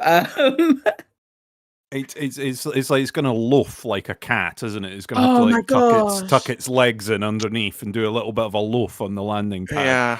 I guess when you mentioned on foot there, I guess the other thing that we've been curious about is with all the new ships, they've done a lot of effort to sort of show where the stairs are to get into the ship. Yeah, we don't know it on this. Yeah. And we had a bit of a debate of, are they going to have the little beam up circle like they've got on the Type 9, where you can see, in theory, where some stairs would drop from the heavens down to you? Or are they actually going to have like a little door on one of the legs or something? I don't think we're going to get that tomorrow. I don't think we're going to find out until February. I think it's going to be a beam up circle, but I am curious. Yeah, maybe. And also, I suppose it's sort of relevant is where the exit's going to be. I mean, at least we can run forever in a station now without running out of puff, but it's still if we get out the front, it's going to be a long way to the back if that's where the settlement entrance is. Can I just so just a quick point of interest, but just going back to what we were saying before the ad break, I think so. The announcer was kind enough to pop a screenshot and some videos in our channel here, our Discord channel. So apparently the steam on the Steampunk Mamba doesn't come out in little puffs like Thomas' tank engine. It is a steady stream. It's quite a decent jet. It is like a geyser going off at more or less full kilter the whole time. So the whole time you're flying around, as far as I can tell from this little video, there are jets of steam coming out of it that do look pretty cool. So I might have to get this. Anyway, sorry, where were we? No, thank you for clarifying that. I wonder if it gets a bit more ferocious with the steam of your moving and those kind of things. So that's quite interesting. Cool. So to summarize, we want to see everything, but we know we won't see everything tomorrow. What I am really intrigued about, this has only just occurred to me, is so tomorrow I think the main topic of discussion will be the Panther Clipper. They've basically said that. But what I'm really intrigued about, I suppose, is what the FU after that will be. Maybe that's a community question. What do you think will be in the next FU? Potentially. Got no idea. Potentially, because we're thinking like the Vanguard. We got a lot of Vanguard information. I say we got a lot of information. We got Vanguard tidbits last week. I don't want to get Katie excited. And too late. I'm sorry, full nut. We have got there's not much of summer left, or like a section for this to be released. So are we thinking that the Panther Clipper might be like mid-July, or this might be the last show that we get before we get the Panther Clipper and Vanguards? We might get a date. Bloody hell, we might get a date tomorrow. That's exciting. Also, what I'm hoping for is a date. There's quite a few things that I'm hoping for dates from on Frontier Unlocked. Fair warning, again, we know that that it's going to be Elite is going to be right at the end. Again, for anybody who's watching this, who's listened to this before Frontier Unlocked, Elite is going to be at the end. They're going to talk about Jurassic World Evolution a lot. If you're not interested in dinosaurs, maybe tune in about half an hour in and see how it's going, because it's going to be a lot of dinosaur information. Yeah, so there's that. So can I just quickly interject? Mm-hmm. If you're not interested in dinosaurs, what's wrong with you? Dinosaurs are awesome. Dinosaurs are awesome. You're right. You're not wrong. So the other thing that I thought we could talk about, and it's probably worth us going through the answers and talking about those answers and seeing if there's anything else that we want to add at the end of it.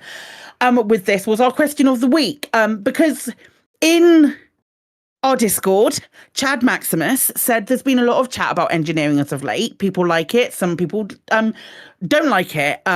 They've only once considered doing it, but it looked like a lot of effort. Can somebody sell it to me to make the effort? Can you explain the benefits? And I'm happy to hear specifics about individual modules.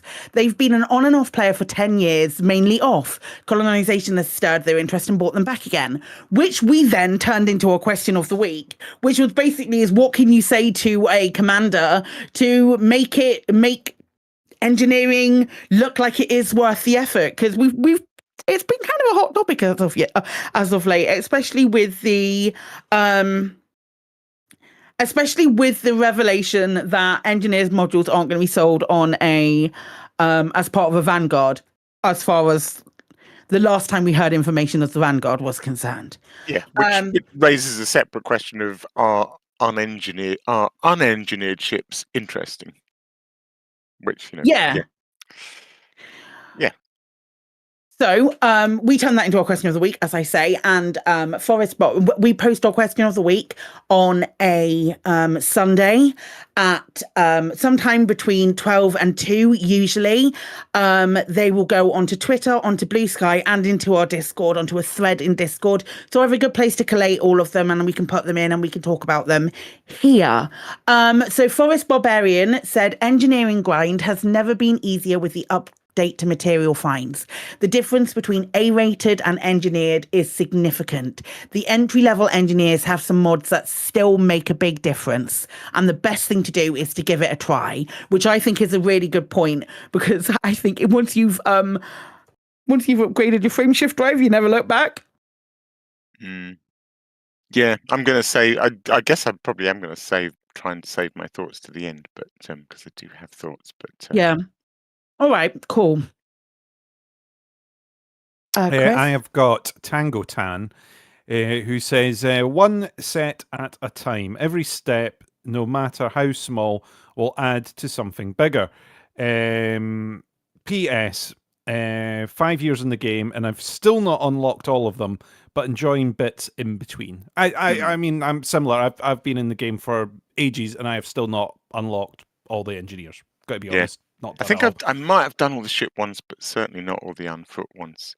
It's interesting about like one step at a time, and just a little bit makes a difference. Because like I was going to say last week, but we weren't here last week. But the week before, when we were talking about the thing with Vanguards and not being able to store engineered modules, and you, Kate, Psyche and Katie were kind of talking about this thing about if you could only engineer up to grade 3. For example, if Frontier allowed that and no more, would that make it interesting? And there was even some question about, was it even interesting if you could store a grade 3 engineered? But equally, I get Tangatan's point that even the tiniest bit does make a difference. But it's interesting.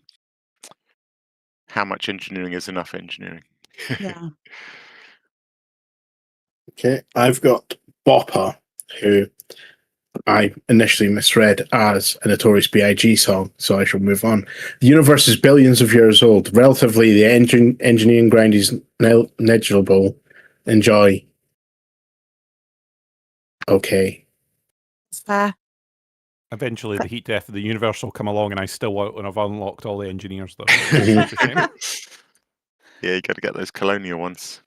Shadow Song. Sorry, go on. So yeah, universe is billions of years old, and yeah, the engineering grind it actually is negligible, depending on how much time you got to spend in the game. For some people, that could be an entire 2 or 3 gaming sessions. So I disagree.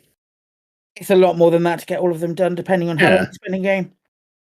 I think one of the things, and maybe I will raise this at the end, but one of the things is that for me anyway, the process of getting, meeting the engineers and doing their satisfying is fun in itself. And like if you're just swamped with too many fun things to do in the game, and engineering hasn't made it to your shortlist of things to do, and then you don't have to do it. If you're having so much fun that you literally haven't got time to do any engineering, then probably not worth worrying about. But if you've got some time and are wondering what to do, I would say personally, I think engineering is actually quite fun, at least at the start before it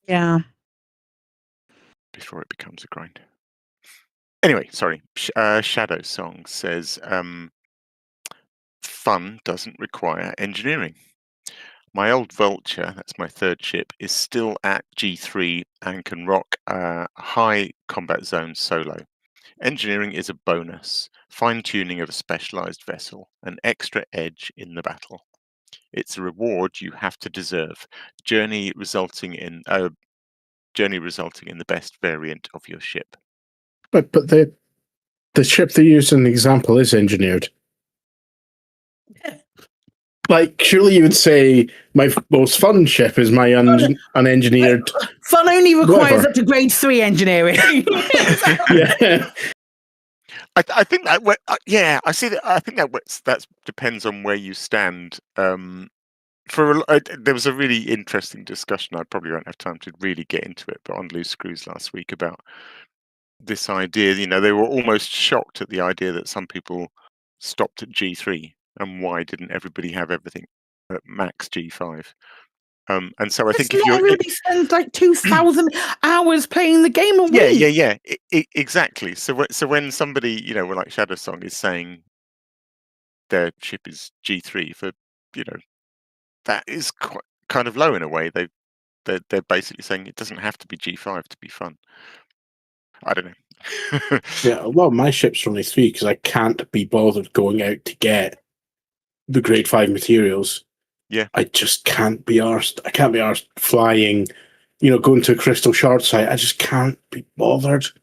No, me neither. That's the thing. When I run out, I run out. I will get a new ship and I'll engineer something. And if I run out at 3, I won't then go, oh shit, I'm going to have to spend the next week grinding. I just leave it at 3.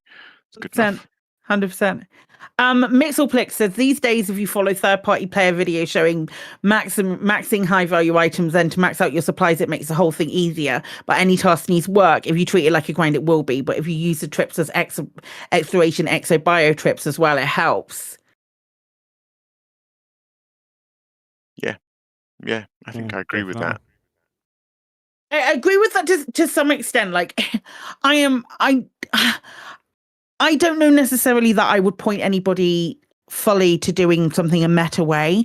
Like, as far as I'm concerned, now I have engineered ships. A lot of the engineering materials that you can pick up passively are great, but at the beginning, there certainly was a grind to get enough to get the ships that I wanted engineered. So, and I hate exploration. So that's a really good example to someone who, if they like exploration and they want to treat it like an exobio trip, that's great. I beeline over there, lose my soul, and then beeline back. I don't know. Well, but sorry, go on, Chris. No, go for it. I was just going to say on the kind of point of using, using the engineering thing that you're trying to get hold of, the materials you're trying to get hold of as some end point. You can play the game so that that's the only point. All you're interested in is, suppose, let's take the example. There's a data material that you get from scanning wakes.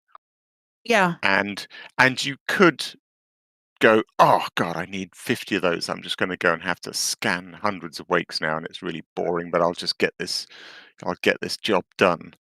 And you go and do something really tedious, or you could think, okay, so I'm going to need to scan wakes. Where does lots of wakes happening? Well, you see a lot of people waking in and out of those installations that come under pirate attack. There's better examples, but there's things that have their own bit of gameplay, like fighting off a pirate attack, and at the same time there are ships coming and going whose wakes you could scan. So rather than just thinking, oh, I've got to scan hundreds of wakes, what can I do that will also involve some things I can scan, and combine those two, and then you do a fun activity for a week of fighting off pirates, and what do you know, at the end of the week you've also ended up scanning 50 wakes. And also, when you fight the pirates, they drop stuff as well. But when I'm doing that already in my massively engineered Corvette.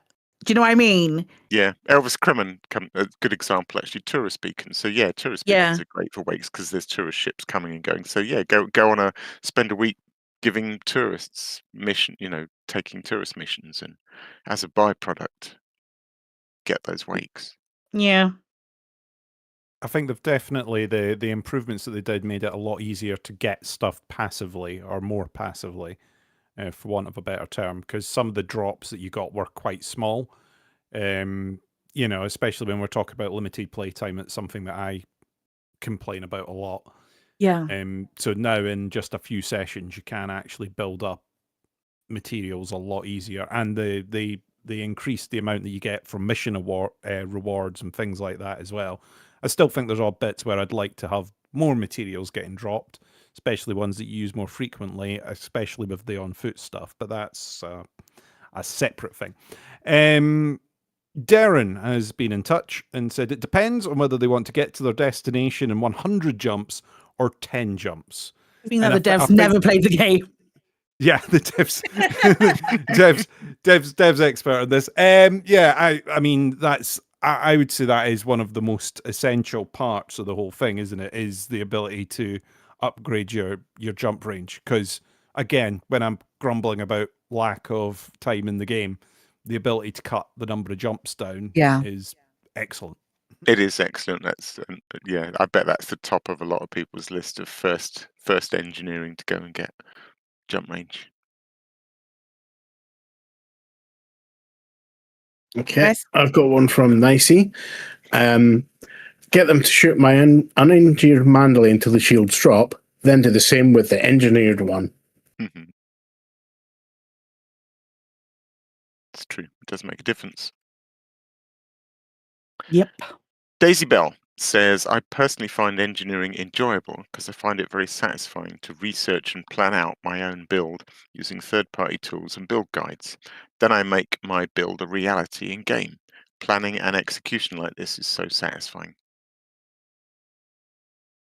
Yeah. That's the thing for me.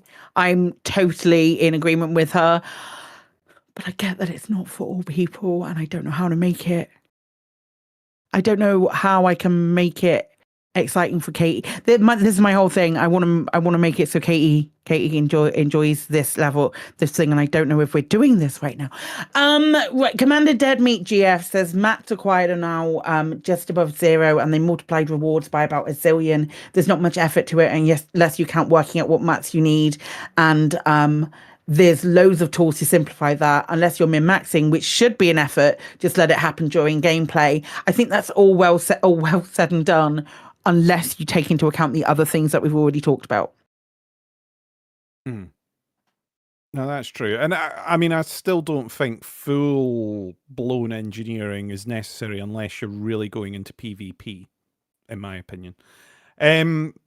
Commander Razzlefrag, ship engineering is great, gives you a purpose, and makes you actually try the different gameplay aspects, except for passenger missions. Why is that?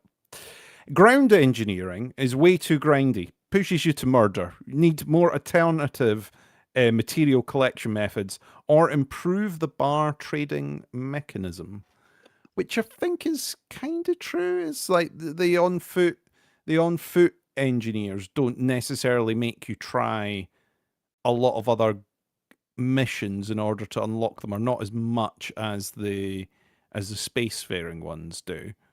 And collecting materials is a lot easier once you've wiped out an entire settlement's worth of people, and then you can just walk around stealing stuff from their lockers. Not that I've done that before. Absolutely done that before. We've all done that before. Kept Ari in business for years. Despite all the improvements on foot, engineering is still a bit of a grind, isn't it? If I'm being really honest. I've never done any. I looked to see what was required and just went, no. Yeah. I've done a bit of it because it does make the combat zones a little bit easier for people like me that are not very good. So yeah, I've done a bit of the on foot engineering, and I didn't find it awful once I was able to collect some of the materials. So doing the settlement raids and then being able to empty stuff out, again, not very fun that it's the same thing again and again and again, but does help you collect the materials quite quickly, apart from the schematics, which is the thing that really annoys me. It's the suit schematics and the weapon schematics and the manufacturing instructions, which are needed for everything and needed in a quantity, and they just don't drop enough in the data pads and stuff around. You get so much of these sort of junk items that mean nothing on the data pads.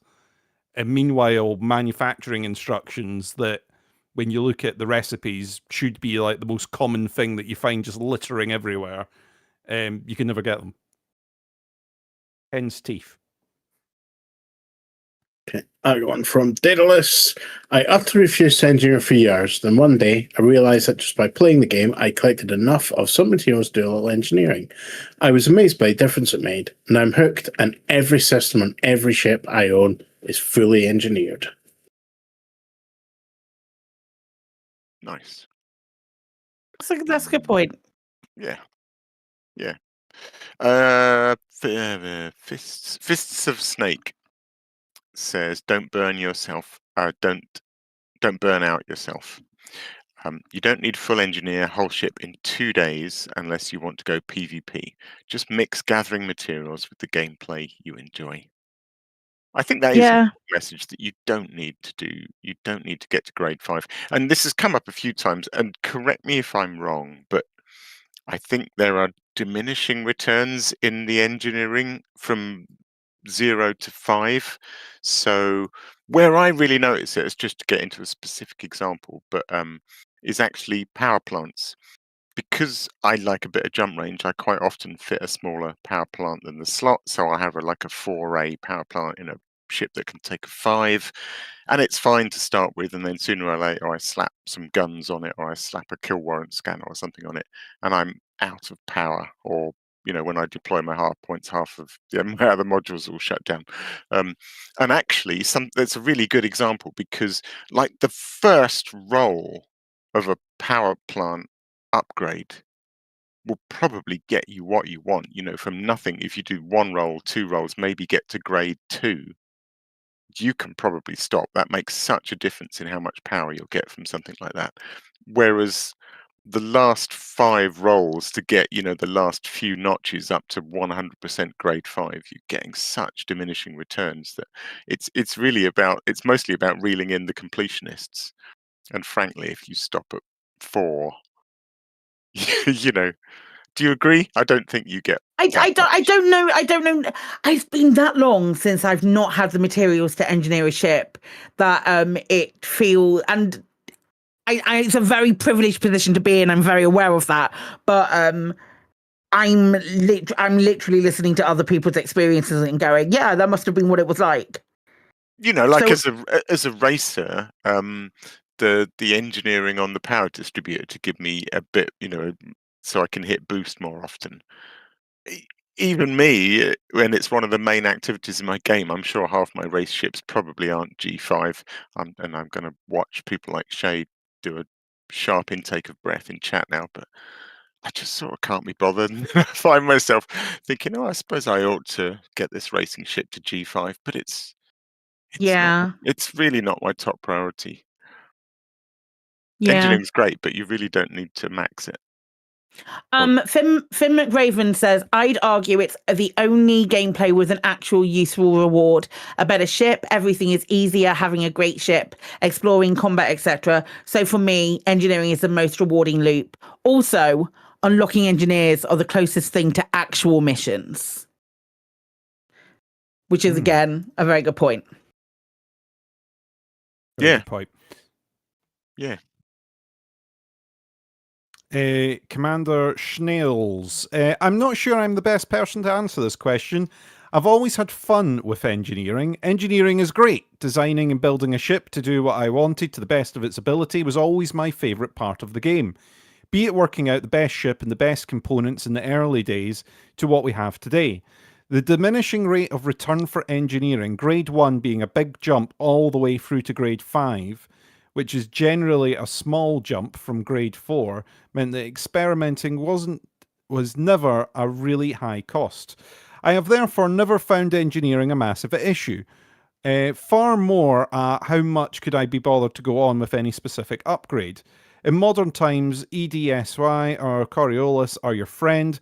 I honestly found gathering engineering materials fun gameplay, a task for better rewards.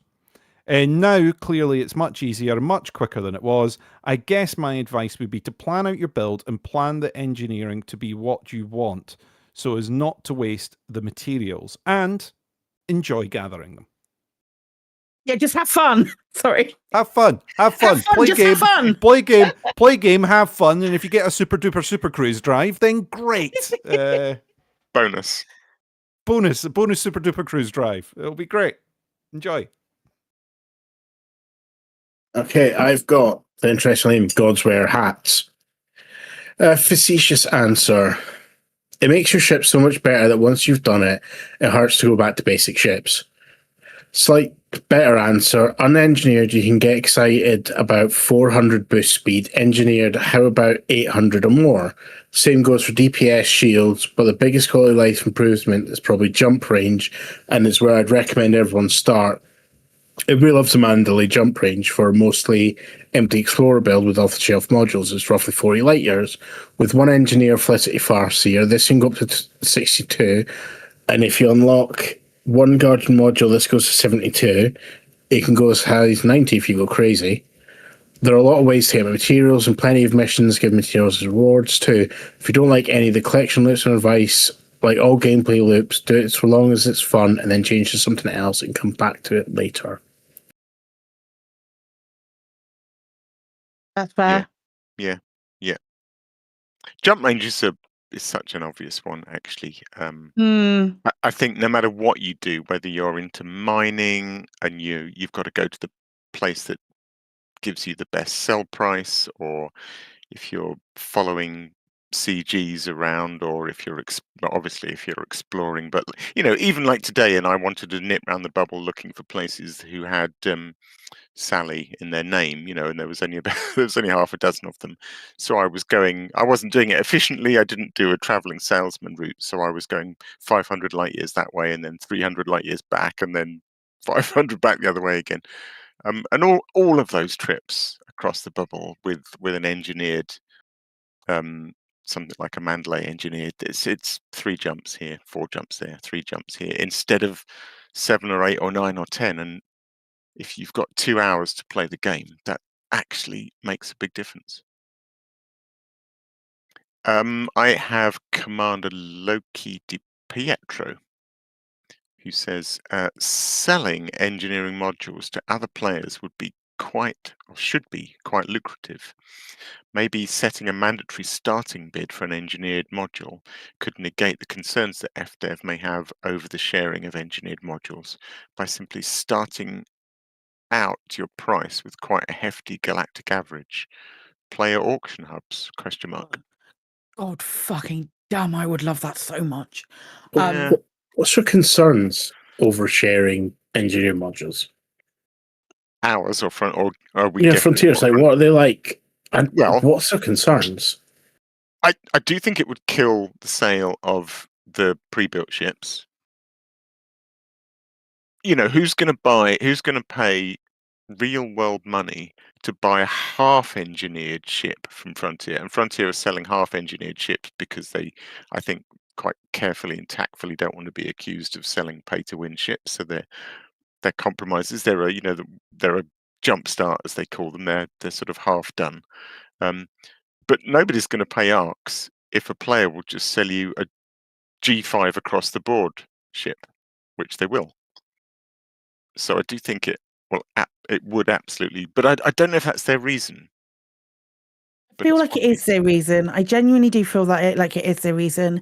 I think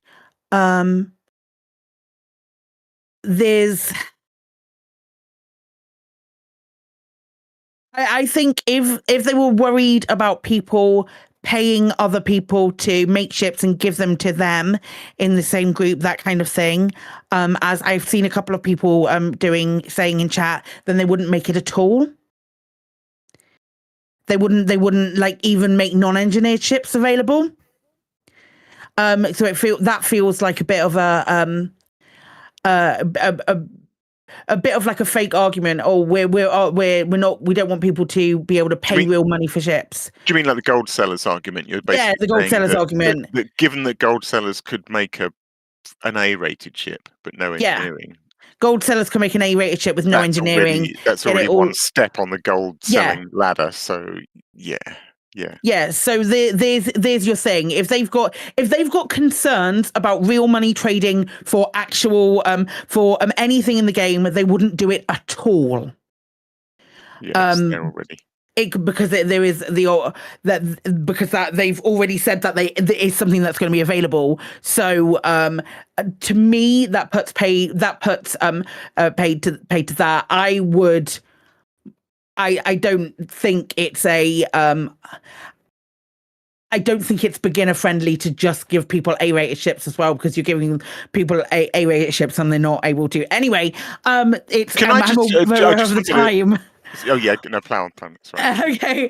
Commander the Stig's cousin said, hot take warning, which I'm instantly going to disagree with. I don't think selling engineered modules or ships would be a good idea for two reasons. One, Frontier doesn't seem very keen on it. They should sell engineered ship for cash, and the Vanguard's update was a time to allow engineered ship trading or loaning, and they didn't take it. I imagine they have other reasons as well. I don't know what they are. And two, the cost of selling an engineered part or ship would have to be outrageous. If I can make X amount of money an hour mining, bounty hunting, or hauling in a fully engineered ship, probably with a fleet carrier, selling engineered ships / modules would have to make me more money than to make it worth my time. I don't find the engineering loop that engaging, whereas mining, bounty hunting, and hauling is more fun and it interacts with the game systems more. Then on top of that, the player buying would have to spend an incredible amount of time saving up all the money just to buy a ship from me, time they could have spent unlocking engineers and engineering ships of their own. Teach a man to fish versus giving a man a fish. Yes, however, a lot of these people do have a lot of money.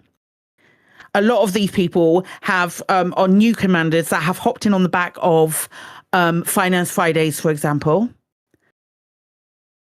Finance Fridays, things like that, and have stacked up all of this money and are ready to spend it on stuff. And if you could set like the price yourself with that, at the moment, I don't think ship sharing is anything, and I think it's a false thing to equivalent. And I think there was something here that the States cousin said about they don't find the engaging loop, the engineering loop, that engaging, whereas everything else is more fun and interacts with the game systems more. So they're kind of proving the point. You know, some people fucking love engineering, myself included. I absolutely adore engineering. If I could make a ship at my own cost, I've got billions in the bank as well. If I could make a ship at my own engineering costs, at my own those kind of my engineering costs and my credit costs and all of the extra power play gift things I have, and be able to give that to another player for pennies. God, I could get involved in that. I'd love to do that. Yeah, I don't have billions and I don't have the materials stocked up, but the idea of being a shipbuilder, that sounds fun to me, actually. Yeah. And I like those other activities, but actually, the idea of being a shipbuilder sounds like quite a lot of fun to me. Yeah. I think even a way of locking it into being a loan rather than taking ownership of the ship and having some sort of time-bound way of doing it would then get round the paying people to have a ship in perpetuity kind of thing, if that is the main concern. And then also it wouldn't then cut down their sales, because in order for you to own it in perpetuity, you'd be better buying one of their pre-built sort of custom ones, maybe. I've got Cheb's Will, and finally, I'd say you don't need to put much effort into engineering for ships if you do mining. If you pick up raw materials quickly, if you drive on the surface of a planet, keep your eye out for rocks, and in a few minutes here or there, you'll get the higher tier raw mats over time. Manufactured are so easy. Just go to a few high-grade emissions points and then trade for lower ones, and you'll find it too easy to get all that you ever need. Also, collecting the remains of your kills is good. Encoded materials can be got by scanning ships on your way in and out of a station in a few wakes and super cruise ships. You don't need to add very much time to your normal gameplay, and before you know it, you have plenty of materials nowadays. Treat the unlocking of an engineer like a side quest. They take you to a different bit of the game and would show you something different in gameplay sometimes. The other thing is to avoid looking up meta builds for anything other than competitive PvP. Just enjoy the little boost that each level gives you. An engineered ship doesn't have to be 5 in every system, down to the point defense, weight loss. have fun with it. If it gets to be a chore, do other stuff and come back to it later, which is a very good point. Have fun in the meantime and come back to it when you feel like it. Have mandatory fun. Have your We've mandated told fun. you to have fun. Go and make some 8-kilometer skid marks. Have fun. That's a really good answer from Chebsville, though. I like that. Yes. Absolutely. We were going to chip in with our own, but I think we've been chipping in quite well. Yeah, it's been Does anybody else have anything else that they do wish to add right now with regards to this? No, I think it's been covered. For selling Chad on engineering, it does make a difference. Even a little bit makes a difference. You don't have to do it all, so you don't have to burn out on grinding. Yeah. The process of getting the mats can actually be fun if you approach it with that mindset. So it's win-win-win, really, I think. Just as a little addendum to what Chevswell said about not going for meta builds, I would argue that if you're time poor, it's probably in your best interest to look at meta builds so that you get the thing done that you want to get done straight away. Like that, I would argue that that's the case. And then once you've done that, maybe tweak it to your specialty. That's just my own personal opinion, but each to their own. Pals, hey, if you're in the Southwest, or even if you're not in the Southwest and you want to come to a fun little meetup where we'll probably play a shit ton of werewolf and have some beers and chat with some fellow commanders. Lovely Meetup 2025 is happening not this Saturday, but next Saturday in Bristol. There is a link in the show notes to all of the details, all of the information where to go. It starts at 1 p.m. and runs until the pub closes. But we will be there playing some city games and just chatting and having all in all a lovely time. So if you want to come and join us, please consider doing so. Not Chris Mark 4 though, because he's mean and he doesn't love me. True facts. Absolute truth. I don't believe you for a moment.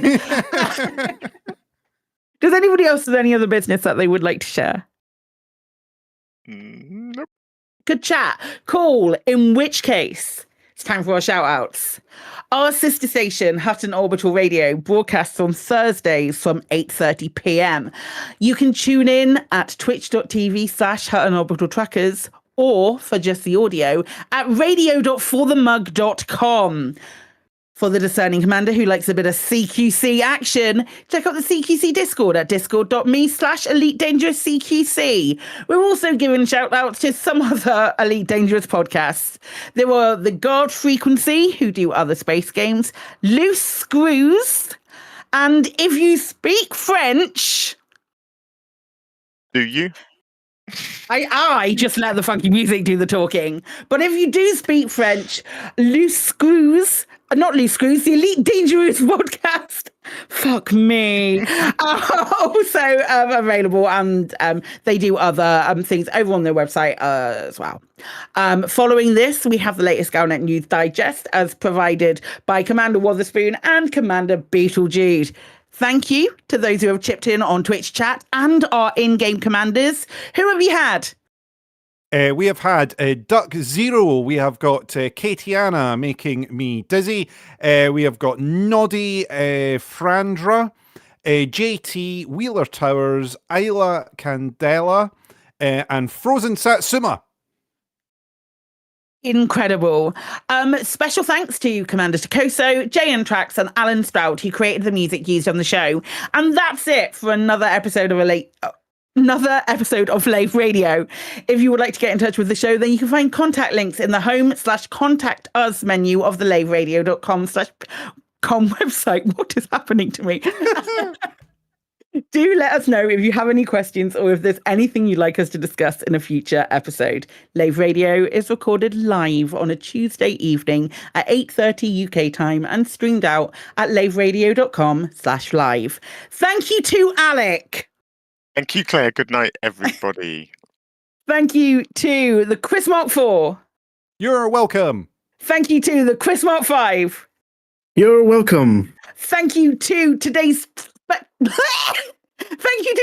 tech specialist, Apaphis. You're welcome. Until next time, Commanders, fly safe. And if you can't do that, just have a brain fart.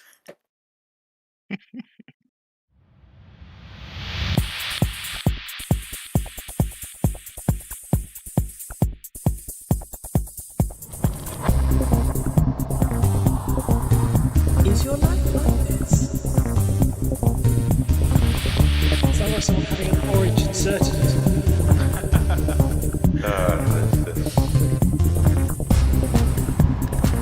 Need a safe word. Space can be lonely.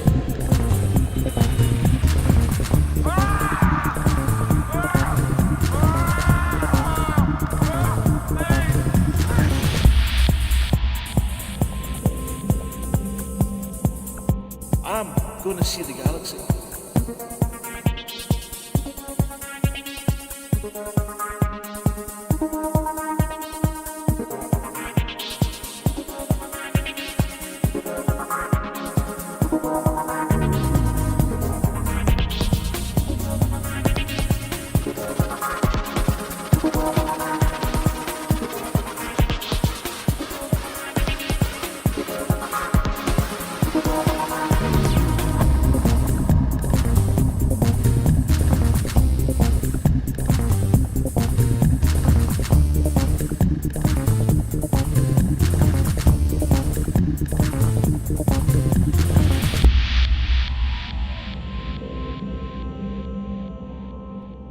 Ah, damn it. No worries, guys. Hold the fort for 2 seconds. I'll be right back.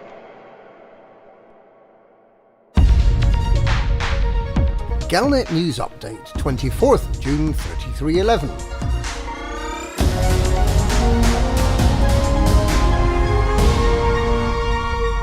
With the Emperor continuing to thrash Delane's sorry ass in the Beta 3 Tucani system, after a second extension to the initiative was granted, it doesn't seem like there's much else going on in the galaxy. So it's good news that tomorrow we're finally going to get some facts about the new Panther Clipper Mark II, a ship that's likely to be ideal for trucking around the vast amounts of commodities required to colonize new systems and build new settlements, installations, outposts and ports.